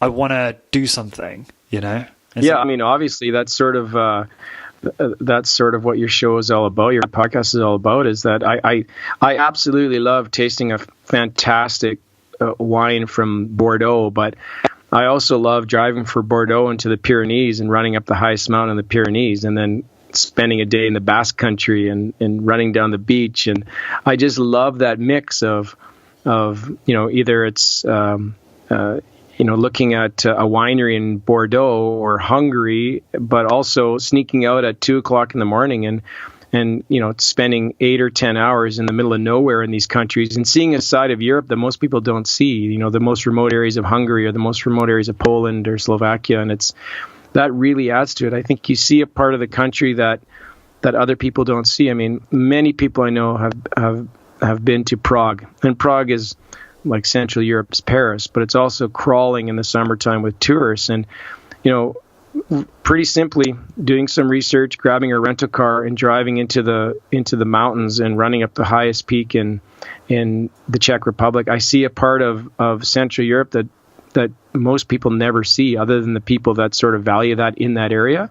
And you get a real exposure to both sides of a country, the cathedrals and the wineries and the libraries and the famous rivers, but to go out into the backcountry and see it really adds something to it. And for me, coming from a big, wild, empty country like Canada, I love going to these places that have been continuously inhabited for 60,000 or 100,000 years and finding that there are still wild areas there. I find that really intriguing. And I sniff them out and I find them wherever I am. Does Janet join you on the adventures, the exercise related stuff? It sounds like you do that. Yeah. I mean, if we're going on a trip into like the deepest, darkest jungles of South America, for example, she'll come, and so will the kids. That's not necessarily an endurance feat, but we've been on camping safaris in Africa where we're sleeping in tents at night surrounded by hippos, and she loves that type of adventure travel. But she's not going to run up a mountain with me. She'll be at the gym that day or running in Prague, but she won't be with me up in the hills. She's very fit, but in a sort of a different sort of way than me. So no, she doesn't partake in that at all. So okay. You put a really useful article together. Funnily enough, I'm not an excellent flyer. I'm getting a bit better because I'm flying more as a part of this business. But that article I found really helpful. The Northern Flight Deck countdown to takeoff, because you just demonstrate how rigorous the safety procedures are. Oh yeah, I mean, I write a monthly article for our in-flight magazine. Just like any time you're on an airplane, there's usually a section of the in-flight magazine that deals with what's going on up in the cockpit or what's going on below the wing type of thing. So I write one called Northern Flight Deck. I've been doing it for years because I was the chief pilot at the airline I work at for 14 years and the director of flight operations. So, I did the very first flight at this airline in 2001. So I'm very familiar with it. And I find that when I'm speaking to the uninitiated flyer, they always have these questions, or they tell me stories about hitting air pockets or, de-icing. And what I try and do is I try and write an article that's got some value and explaining what's going on, and to give people sort of a level of comfort, and to also educate them on aviation, because it's unavoidable in our society that you're going to spend a lot of time on airplanes if you enjoy traveling. And I really try and take the mystery out of aviation, and to emphasize how unbelievably safe it is. We have such strict rules in Western Europe and North America, Australia, New Zealand, and in chunks of Asia that it really is a very low risk thing to do to get on an airplane. I think it's just because it's a bit of a mystery, because behind that cockpit door. But we are so strictly confined by procedures and standard operating procedures that are all written in blood. I mean, all these procedures have evolved from the earliest days of flying because of mistakes that other pilots have made. One thing in the aviation industry is we always learn from the mistakes of others. So back to that AAIB report or the TSB report, is we have to read those and understand what happened. And the world changes in aviation whenever there's a big incident worldwide, because we always take what the mistakes that other pilots have made, and we incorporate those into our risk mitigations in aviation. So we've spoken about checklists a little bit already, and you've mentioned before how the adherence to checklists and procedures and risk management is something that you've taken through into all of your challenges that you've done. Really interested to learn more about how you implement this in, I guess, prior to a big challenge, but also in your daily life. Like, where did checklists come in? Obviously, aside from flying the planes. Yeah, and what's one thing I want to add is that I've only recently discovered by listening to one of your podcasts is that you're a bit of a checklist nut as well. And I became a checklist aficionado not because of the way you discovered with Atul Gawande's book, or because you were actively looking for a way to improve the way you performed either at work or personally, but I was forced to know. It's all I ever know because of the fact that I'm a pilot. I've been a pilot since I was literally a teenager. So I started to see that by making checklists, not to-do lists, but checklists, you force yourself into a mindset that is anticipating requirements down the road that may occur. So by making a checklist, you're forcing yourself to try and analyze risk that may occur. And that can be as direct as me preparing for takeoff in a Boeing, or you doing your pre-podcast checklist. Low risk, you're not going to run off the end of the runway because your flaps aren't set, but you will not be satisfied with the end result, or you'll look like a fool in your own mind. You won't perform to your highest level. And I think that we can take this idea of writing down a few items to set the tone, or in a way, at least for me, and maybe you can elaborate on this, but I know that if I write down on a checklist what I'm going to do that day, and if I don't check all of those items off, it really bothers me. I mean, it doesn't. I'm not OCD. I'm not going to curl up in a ball and suck my thumb and whinge about it, but I will take that checklist in my little notepad, and I'll draw an arrow to the next day, and those items have to be done. And I really think it helps us to get stuff done in our busy lives and to do stuff effectively. And then by the end of the day, to crawl into bed knowing that you sort of accomplished something. And then I also like to add that checklists aren't just used to get an airplane prepared for takeoff or landing, or to make a better podcast, or to have a better workout, which is the better workout's more of a to-do list. But if you know, Lawrence, what a good day means to you, and you've probably heard me mention this in other interviews, but that what makes Lawrence Neal happy at the end of the day when he crawls in the bed are these items. If he gets these items done, then he has had a successful day in quotation marks, inverted commas. So I know when I wake up in the morning, the one thing that's not negotiable in my day is that I have to have some type of workout in, whether it's HIIT training, whether it's a run, whether it's a long, slow run, whether it's stairs or one of the 3 workouts we discussed earlier. I have to get some type of physical activity in. And then I know that I want to have other things in that day. So, for example, I'll think about an emergency briefing for my crew in the morning. So I'll go onto the web and I'll find the latest accident or incident in airline travel and develop a briefing to brief my crew about that. So it's something that's topical and timely and is professional. And so then I'll actually make a checklist about the way I want to perform. So I'm looking at a checklist I have right now, about our podcast. And one of the checklist items is to review your checklist, because you have a checklist that you send out prior to the interview. And I love the fact that you have a list of items that you as a guest, me as a guest, has to accomplish to make sure that's successful for you. And so I've done a lot of podcasts, and you're the only one I've seen that actually has a checklist, and I love that. When I discovered that, I got to look back and see if this guy's got some checklist podcasts. So I find it's a good way. I use it as a way to sort of keep myself organized and to keep myself focused on what needs to be done, and to hold me to these things, and to take responsibility for a day that was not completed the way I think a successful day should be for myself.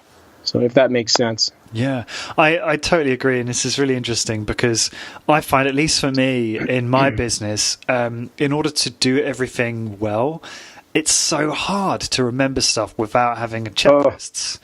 I mean, how many times have you been in the gym or in the shower without something to write down, and you go, I have to remember to do that. I have to add this to my day. I have to do that tomorrow. And then you're done and you go, I can't remember what the heck I had to do. All the time. That's nonstop. I've started becoming a lot more relaxed with myself about that. I used to get really annoyed.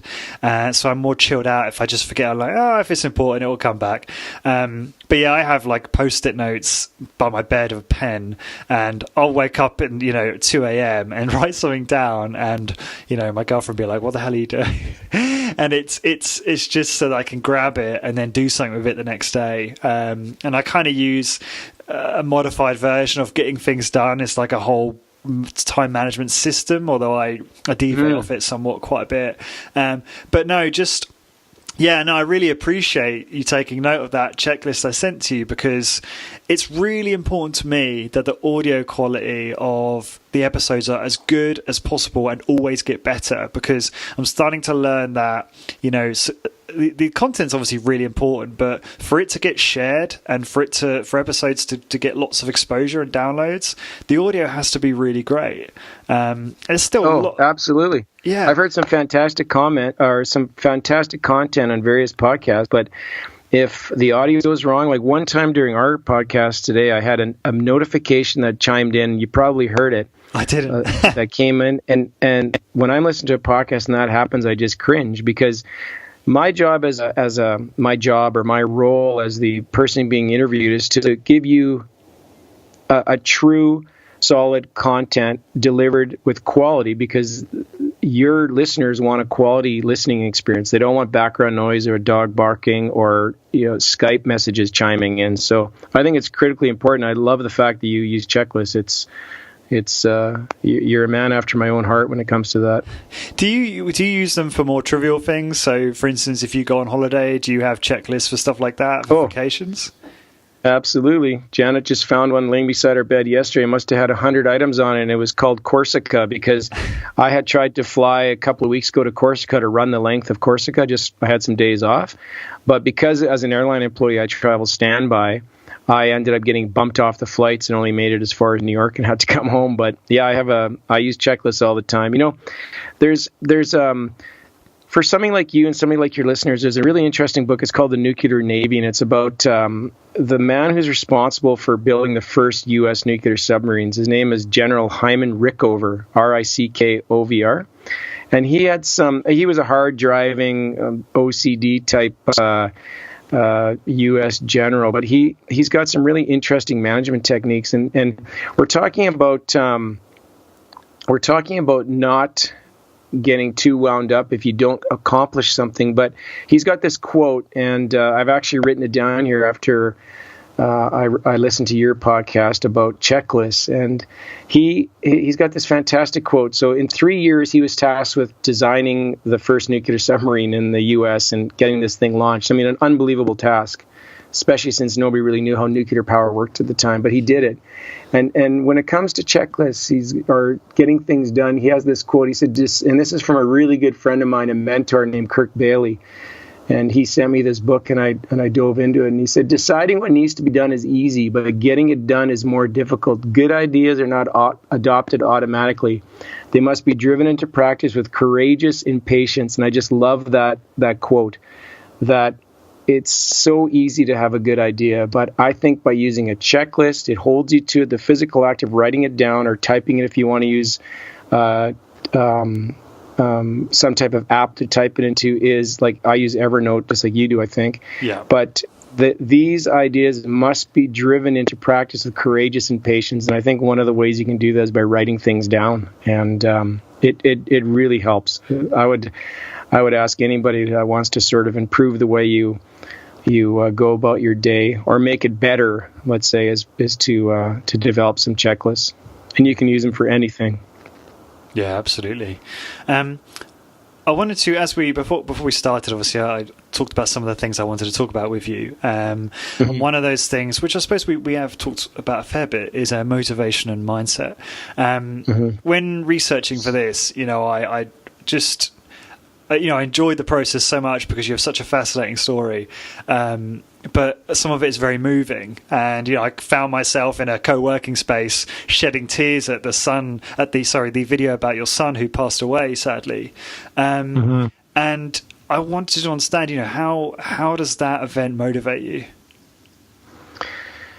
Yeah, I guess it only motivates me in that it reminds me of how tenuous life really is, and how short-lived it can be, and that misfortune can strike anybody. And I think we all go through our life thinking that it always happens to somebody else.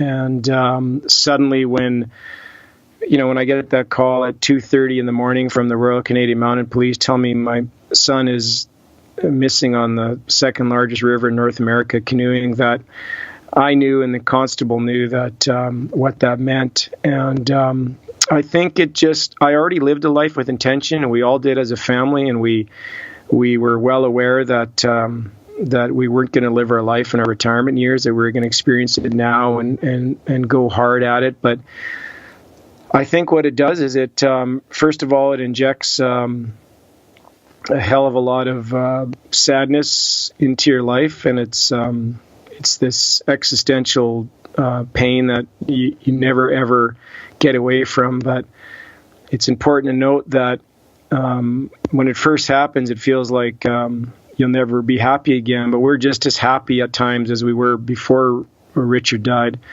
And but we always have that, and I think I've described it as being that permanent inoculation of sadness in the background. But it's not it hasn't inoculated us from experiencing joy and pain, whether it's a sunset or hanging out with our kids or having a great dinner with our close friends. So in a way, you come away with from the death of a child with a newfound wisdom, number one, about death, and number two, about just how tenuous and short life can be. And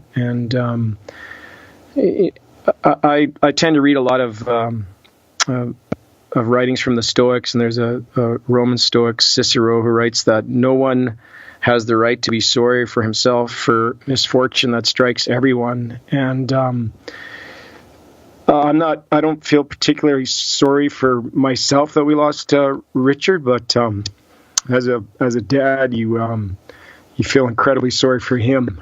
So I'm not going to pretend that we're the only family to ever have lost a child or be touched by grief, but it's certainly it's horrendous to know that what he went through. So that's the tough part. But I'm not.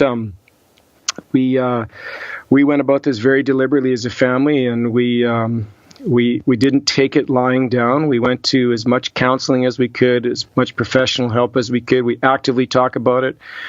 I'm not happy to talk about it in an interview, but I'm absolutely believe that it's essential to talk about it because it may help other people deal with impending loss or losses that they've experienced, or just to understand the mindset of tragedy, which unfortunately we're all going to experience someday. And it's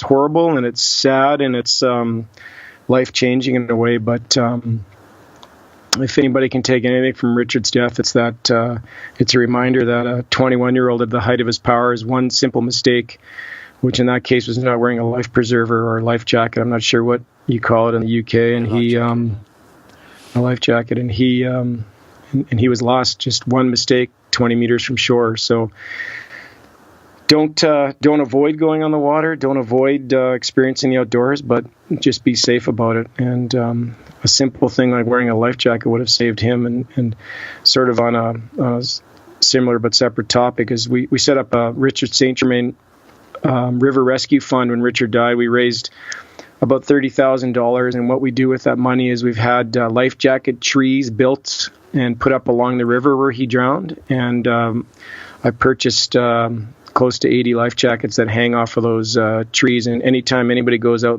on the river, and that's the way people travel up there is on the river, they're free to grab a life jacket, and hopefully one of those life jackets will prevent the experience that we've had.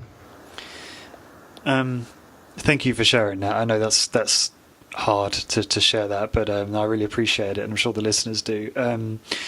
So I think it was last summer, so I read this from an article, you and your youngest son Eric actually canoed the Mackenzie, and you felt that was something you had to do. Can you talk a little bit about why and how that felt? Yeah, so for Brits are generally pretty good at geography, unlike Americans. And the Mackenzie River is this massive Arctic river that runs through the Northwest Territories and into the Arctic Ocean. And it's a really spectacular, wild part of the world. It's completely empty, and it's this massive, slow-moving river that's 5 kilometers across in spots, which looks like a northern Amazon. So Richard was in a small village up there, well, a good-sized village for the Northwest Territories called Norman Wells, and he drowned in July of 2014. And then we, of course, Eric and I decided that I don't know why, but it was me that decided, but I wanted to be on the water and I wanted to confront it. And I'm not sure why. There must be something in people that drive us to do that. It's probably like a veteran who goes back to the scene of a battle, and it brings back a lot of memories, but I think there's some catharsis that comes out of that. And to be in the Canadian wilderness with your surviving son and to see this type of stuff is to be there and to be on the water and to touch the water, for me, helped.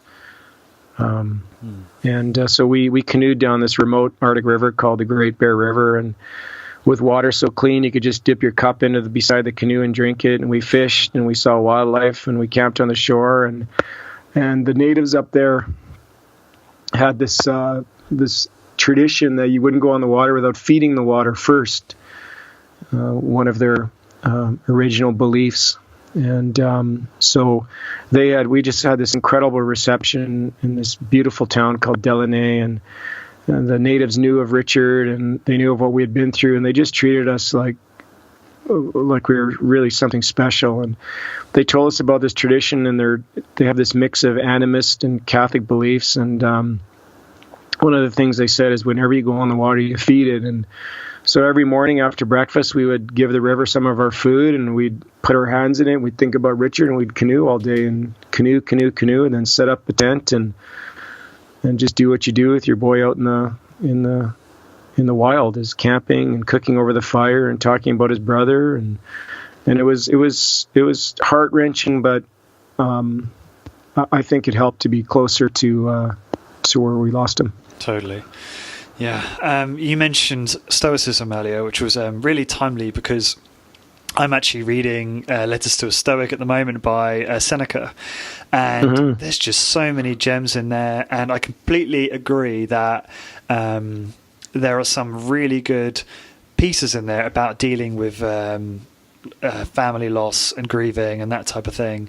In fact, I read a piece I think it was last night or 2 nights ago about that, so it's very timely. I actually didn't have Stoicism to kind of help reconcile grief when my mum passed away back in 2015. Even though I feel like I coped with that very well, but that was very different. She had cancer, and she was, I think, she died something like 8 months after diagnosis, and it was pretty bleak from the outset. So we did a lot together. We spent a lot of time together and did a lot of things together with that in mind. So it made it easier, I think, to cope afterward. Whereas yours is obviously very different to that. And, when it's sudden, it's very different indeed. And I can't obviously relate to that at all. But I do feel like where I'm going with this is I feel like the listeners can really look to Stoicism for is a useful philosophy for how to live, and not to say that you should be dogmatic and read that and think that's exactly how I should live my life, but there are some really good nuggets in there. Absolutely, and I think that's what it's all about. Is I think that we're similar in the sense that we like to sort of rake through the leaves and see what we can find, whether it be in a podcast or in a book or in a quote from Atul Gawande or anything that helps us in our personal lives and our professional lives or dealing with things like grief. And, it's funny, one of my favorite quotes is from Seneca, and it's luck is what happens when preparation meets opportunity. And, and it's pretty self-explanatory, but a lot of people blame misfortune or good fortune on luck. Now, you do make your own luck to a point, but you and I were fortunate enough to be born in wealthy Western countries with democracies, and we had the ability to be educated, and we have a good healthcare system, and that is just pure luck. You can't choose your parents, you can't choose where you're born, but when you're running a business, or when you're running an expedition, or when you're in a boat, or you're on a mountain, or you're riding a bike in the Canadian Arctic, that preparation is really important, so that at the end, when you do get done and you are alive and you've got all your parts, that it may look like luck shone on you, but a lot of it has to do with the fact that you were prepared and you took advantage of opportunities that occurred out there. And so Seneca, that quote is especially poignant for me. And then I'm not sure if Archilochus was considered a Stoic, but he's a Greek philosopher. And one thing that I see people do is that they may cut their preparation a little short and try and rely on good luck, and maybe even something as and I hope I don't insult anybody, but as useless as prayers. But he had a quote about preparation that he said that we don't rise to the level of our expectation, hopes, and I'm going to add hopes, dreams, and prayers.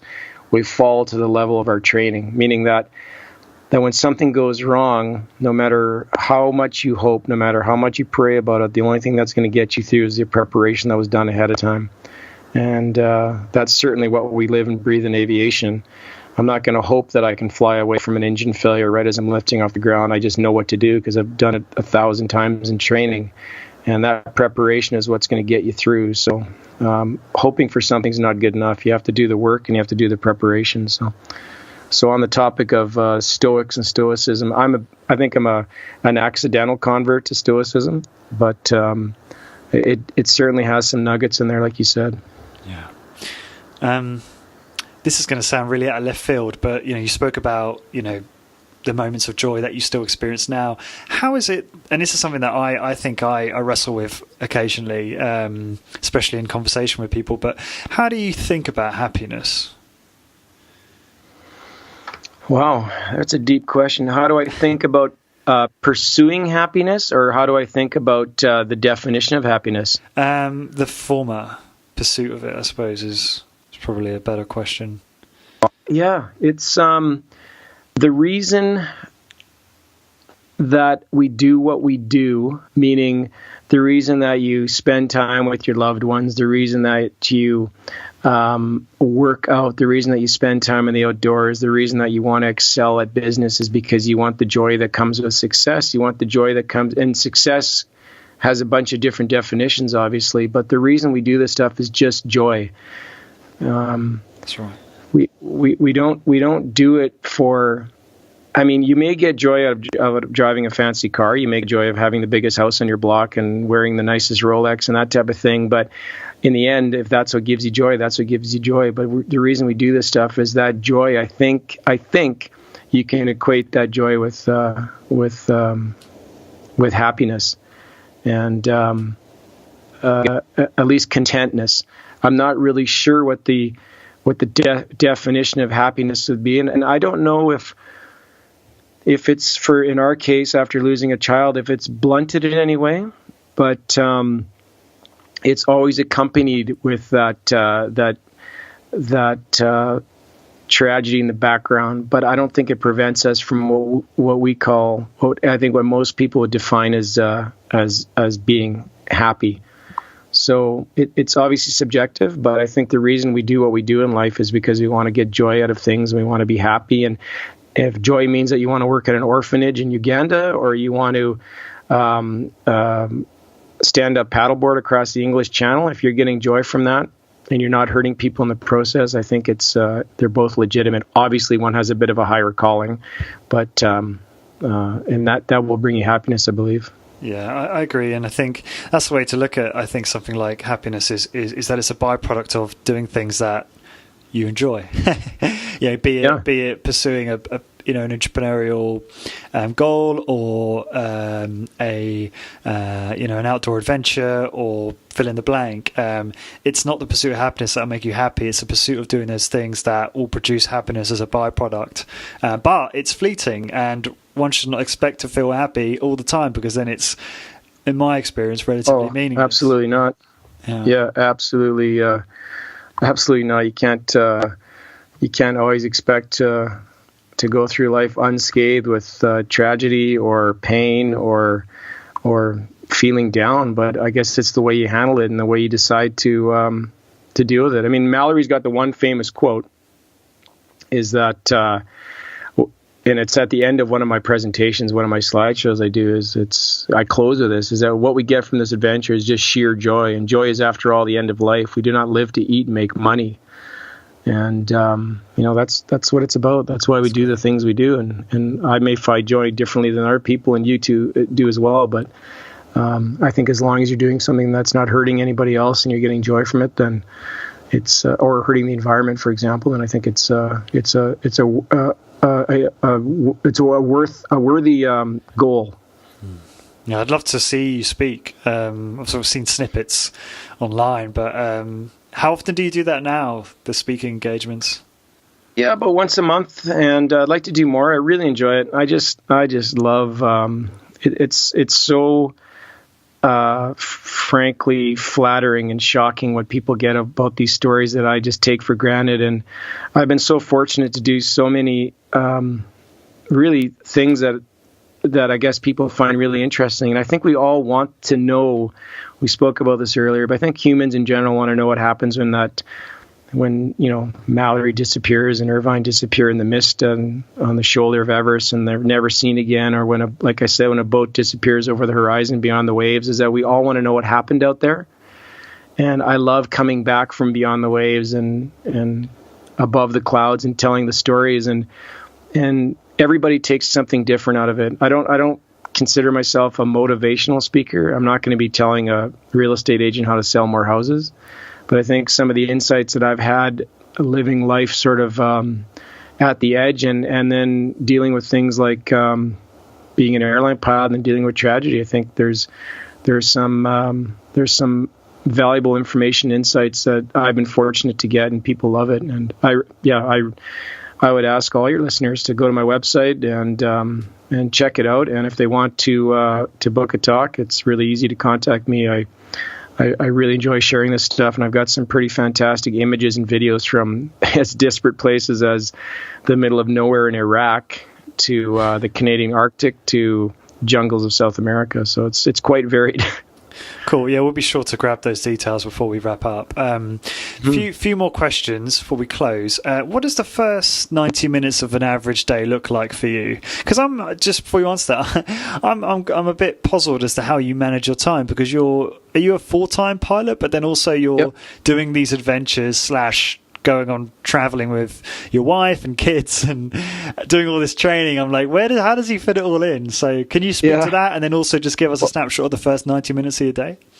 Sure. Well, the pilot's life, and I don't want you to share this with anybody, is actually not that bad. We get a lot of days off because of the restrictions that come with being a pilot, meaning the fatigue and crew rest requirements. So, for example, I started flying. We were talking earlier offline. I started flying at about 4:30 this morning, but I was at home by 9:30 in the morning, and my day was done.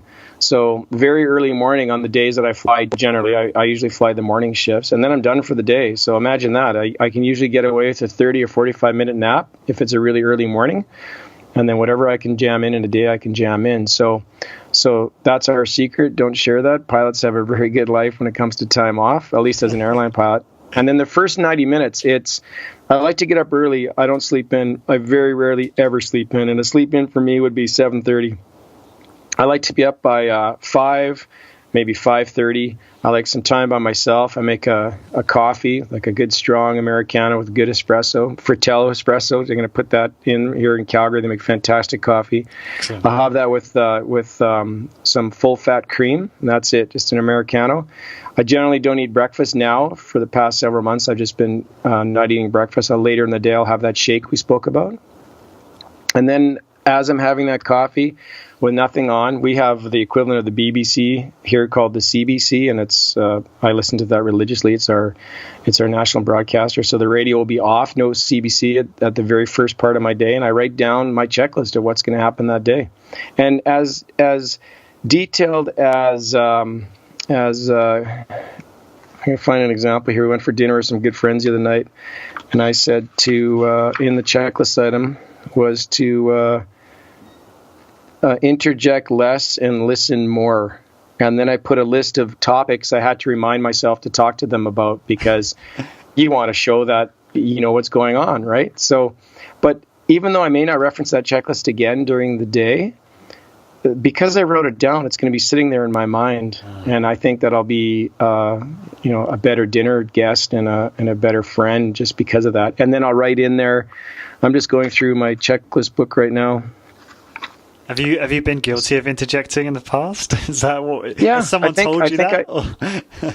I notice it that I think that I'm always thinking ahead of the conversation and trying to finish the conversation for somebody. So if they pause for a second, I will jump in and try and interject with the word I think they're looking for, which is not what you're supposed to do. And obviously, you're an accomplished interviewer because you're not doing that with me. But I think that's a real important quality, is that you're a listener versus interjecting and finishing people's sentences. And I think I've been guilty of that. So yeah, I'm a hard marker. Let me tell you, I'm always analyzing and debriefing myself and self-critiquing, whether it's after a flight or whether it's after a night out with my friends. So that's an example. So the first 90 minutes is a coffee, quiet time of writing down a checklist for the day, 6-8 items on the checklist type of thing.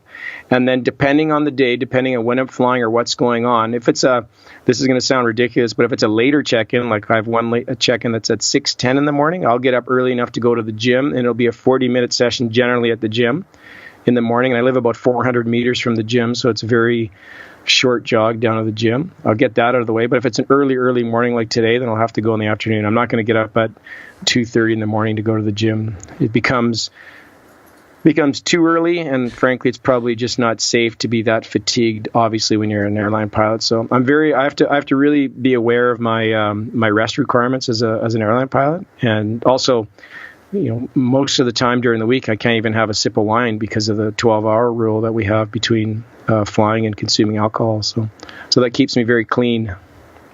How many flights will you do a week on average?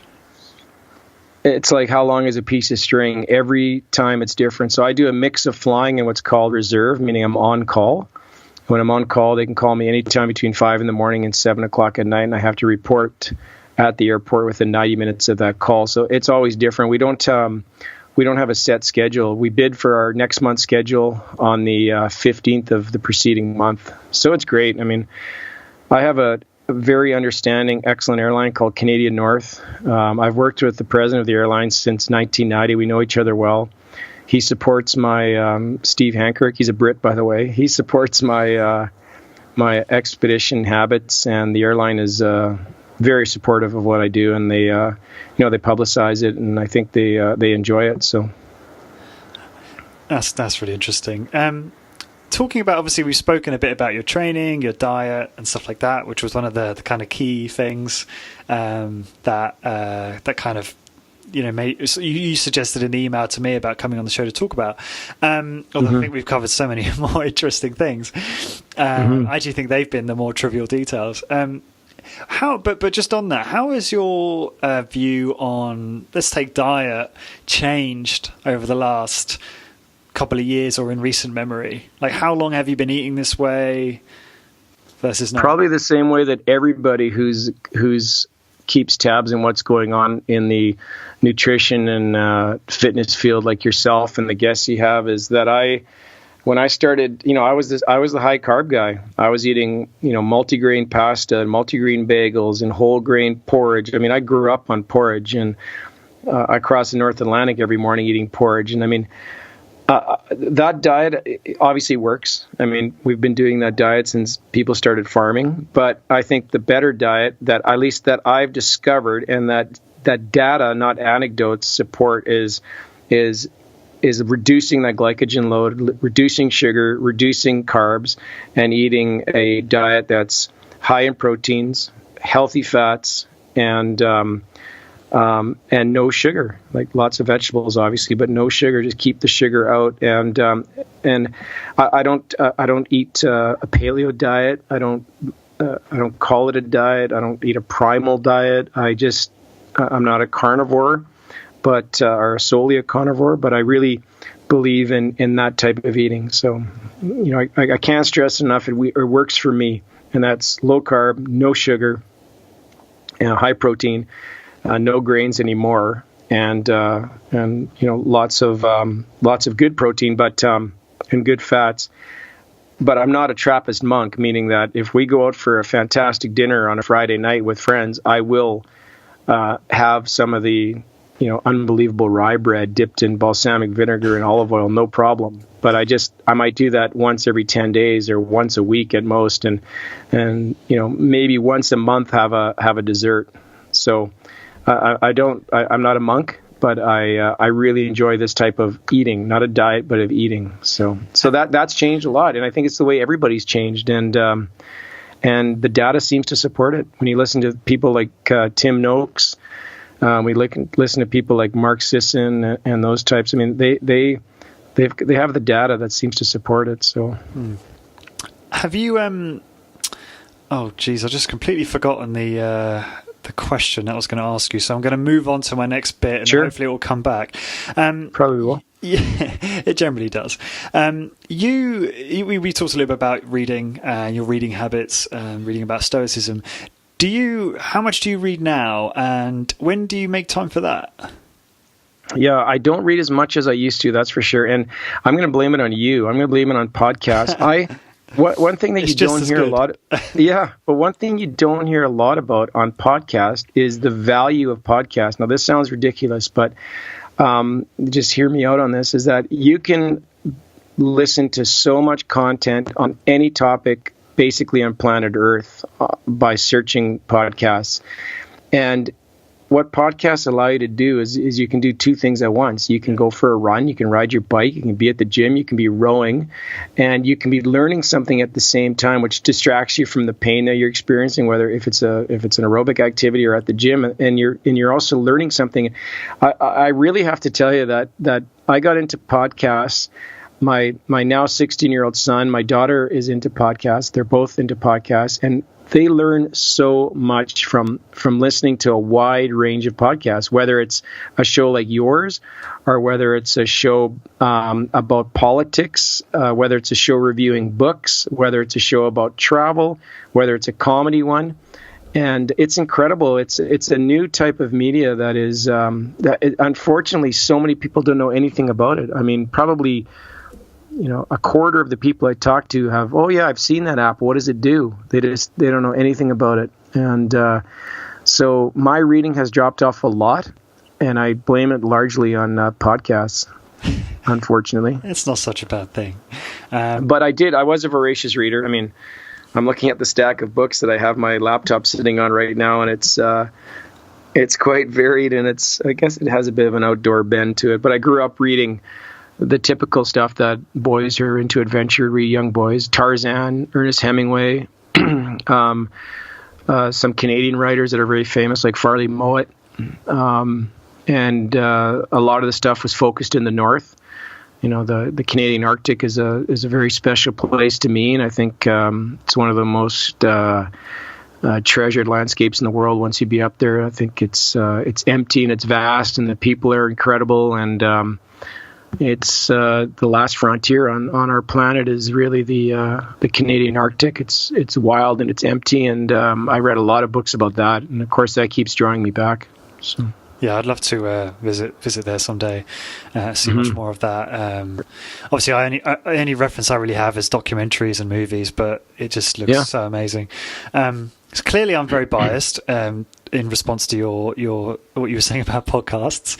But what I've learned lately, and I listen to a lot of podcasts, particularly the likes of these days Gary Vaynerchuk, who's a very successful American entrepreneur and marketing genius, and just binging on his stuff lately because it's very timely for me because a lot of I'm so excited about taking this brand to the next level, and especially in terms of promoting safe exercise, effective exercise.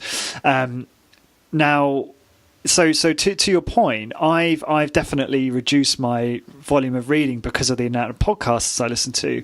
However, what I've noticed is, and this is going to sound kind of arrogant, but it's not supposed to, is that the way I think has upgraded. Like, the way I think about things, the way I do things, it's almost like, I worry, I should be reading to improve myself. But if you're listening to a whole load of podcasts, you're still getting a lot of that knowledge just in a different format.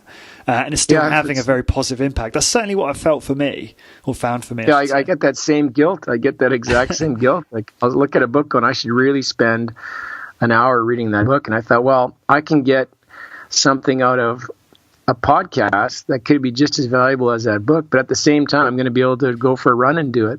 And sometimes I'll run extra far just because the podcast is so damn good. I don't want to shut it off when I get home. But it's what podcasting does, and it gives you this endless supply of worldwide radio stations, if you want to call it that. Like, you can listen to such. It's like anybody who's traveled is, I find, so much better in conversation because they've been, and that's not always the case, I shouldn't say that, but they've been all over the world, met all different types of people, and they can relate to various things. And then, so let's just use an example. If you've been to Turkey and you've hung out in the Central Square in Turkey, and then you see the next day in the BBC that there's a riot in that square or a demonstration against Erdogan, you are super interested in that. You want to read that article. You want to find out what happened because you stood in that square. And by being exposed to podcasts, you touch on so many different topics and so many interesting people and so many different interviews that now throughout your life, as you hear about or reference back to those people, you get into it and you'll read about it in the paper, you read about it in the Telegraph, you read about it in the Globe and Mail or whatever it may be, and because you have that interest. And I just think it's this this way to be exposed to so much awesome information, and I don't feel like it's an information overload either. You can choose it. It's tailored. It's bespoke listening, and there are so many fantastic topics out there. So yeah, I mean, I don't have a podcast, but I certainly enjoy listening to them, and of course being interviewed. Oh yeah, I couldn't agree more. And it's really interesting. I haven't thought about it like that before. That it gives you that many more reference points, and then you can link the two dots, and that's totally true. I remember what I was going to ask you now. Okay. So with regard to diet, you mentioned you will occasionally have sugar or grains or bread or cake or whatever. Yep.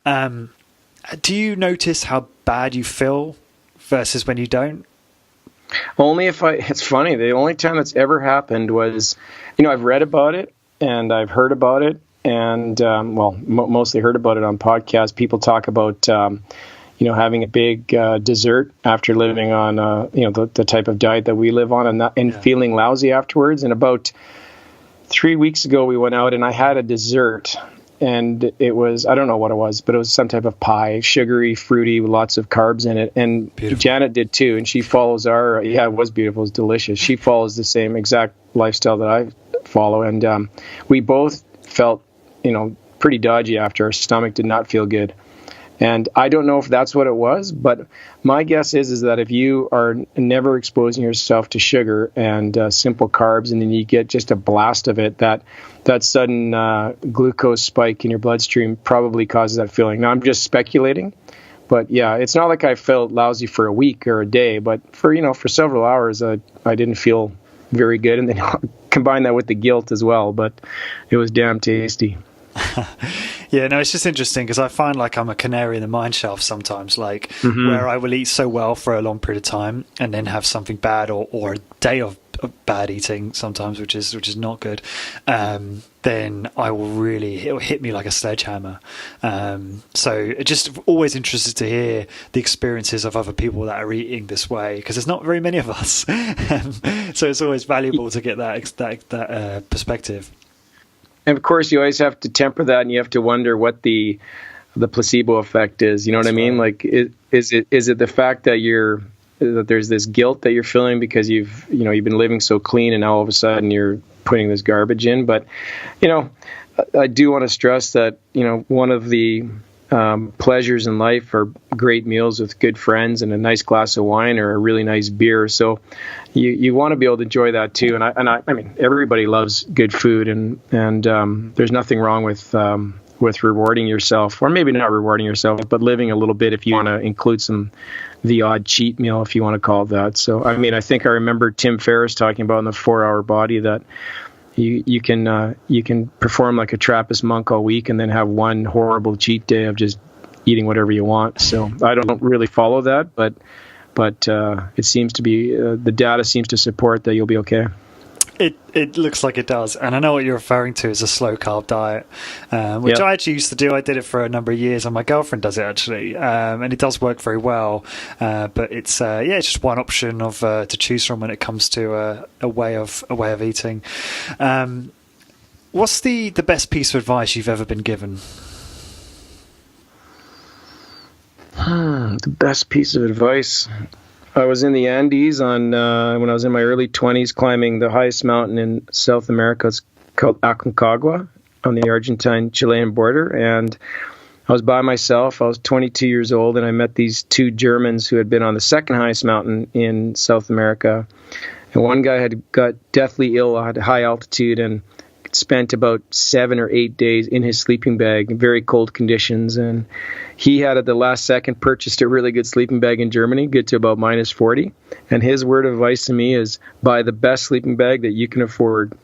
And it sounds ridiculous, but in my world, it is so true, because if something goes wrong and you're stuck in your tent or you're injured or you're sick, that thing is going to save your life. So I always think back about that. It's not the answer that you wanted, but that's something that I went and did when I got back. I took all the money I had and all the money I could afford, and I bought a very expensive sleeping bag, which I still have, and it served me well. That thing's been all over the world. But so that's one that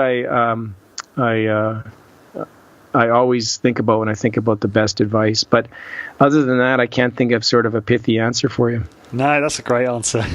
What's the best way for people to find out more about you, Laval?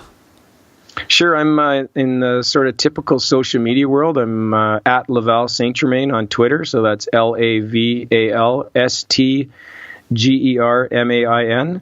Same thing for Instagram, and then my website is just lavalsaintgermain.com, and there's a contact me page there. I've got a bit of a blog and some videos and photos, and have your listeners reach out, and if they want to get a hold of me or hear some stories. And I really want people to, you'll see on my website that my slogan is to step out and shove off. And it may sound cliche, but it's been great for me to pull that tent zipper down and step out and to shove off the dock, even though it's incredibly easy to stay in a warm tent and incredibly safe to stand on the shore. I think I've enriched my life considerably by stepping out of that tent and shoving off. And I'd really ask that all your listeners do that. It doesn't have to be the North Atlantic, and it doesn't have to be a Himalayan giant, but don't be constrained by your tent or the dock that you're standing on. Yeah, that's great advice. And to everyone listening, please do check out Laval's stuff. Obviously, all of the links will be in the episode blog post. And to find the show notes and links and resources for this episode and all episodes, please go to corporatewarrior.org. And, one thing which I think we do well, or I do well, or I say we do because I have a team with me at Corporate Warrior, is the show notes are incredibly detailed. So everything that Laval and I mentioned will be listed, and even every minute within the show notes will be linked to Overcast. So if you don't want to hear us talking about, I don't know, I think everything we talked about is pretty interesting, Laval, but I don't know, high intensity training or exercise, but you want to hear about motivation and mindset, then you can go straight to that. But then again, if you've got this far, then you've probably listened to the whole thing. So that was probably a completely redundant statement. And that is all. So until next time, guys, thank you very much for listening.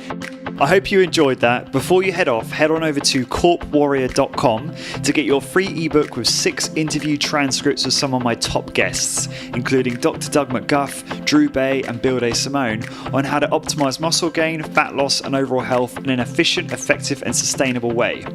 These transcripts are not verbatim, deliberately. Instead, they've been transcribed in an easy read format to make it more enjoyable and easier for you to quickly pick out what you need and start getting results.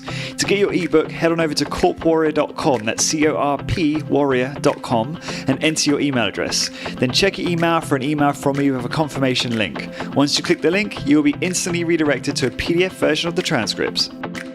This episode is brought to you by ARX, the most innovative, efficient, and effective all-in-one exercise machines I've ever seen.